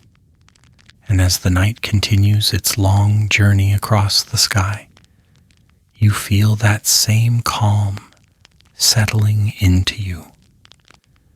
You realize that you do not need to resolve everything before morning. You do not need to carry every uncertainty with you into sleep. You do not need to force clarity where the night offers rest. The pyramid beneath the moon has survived 5,000 years without being fully understood. And it is beautiful because of that, not despite it. So you let your breath slow.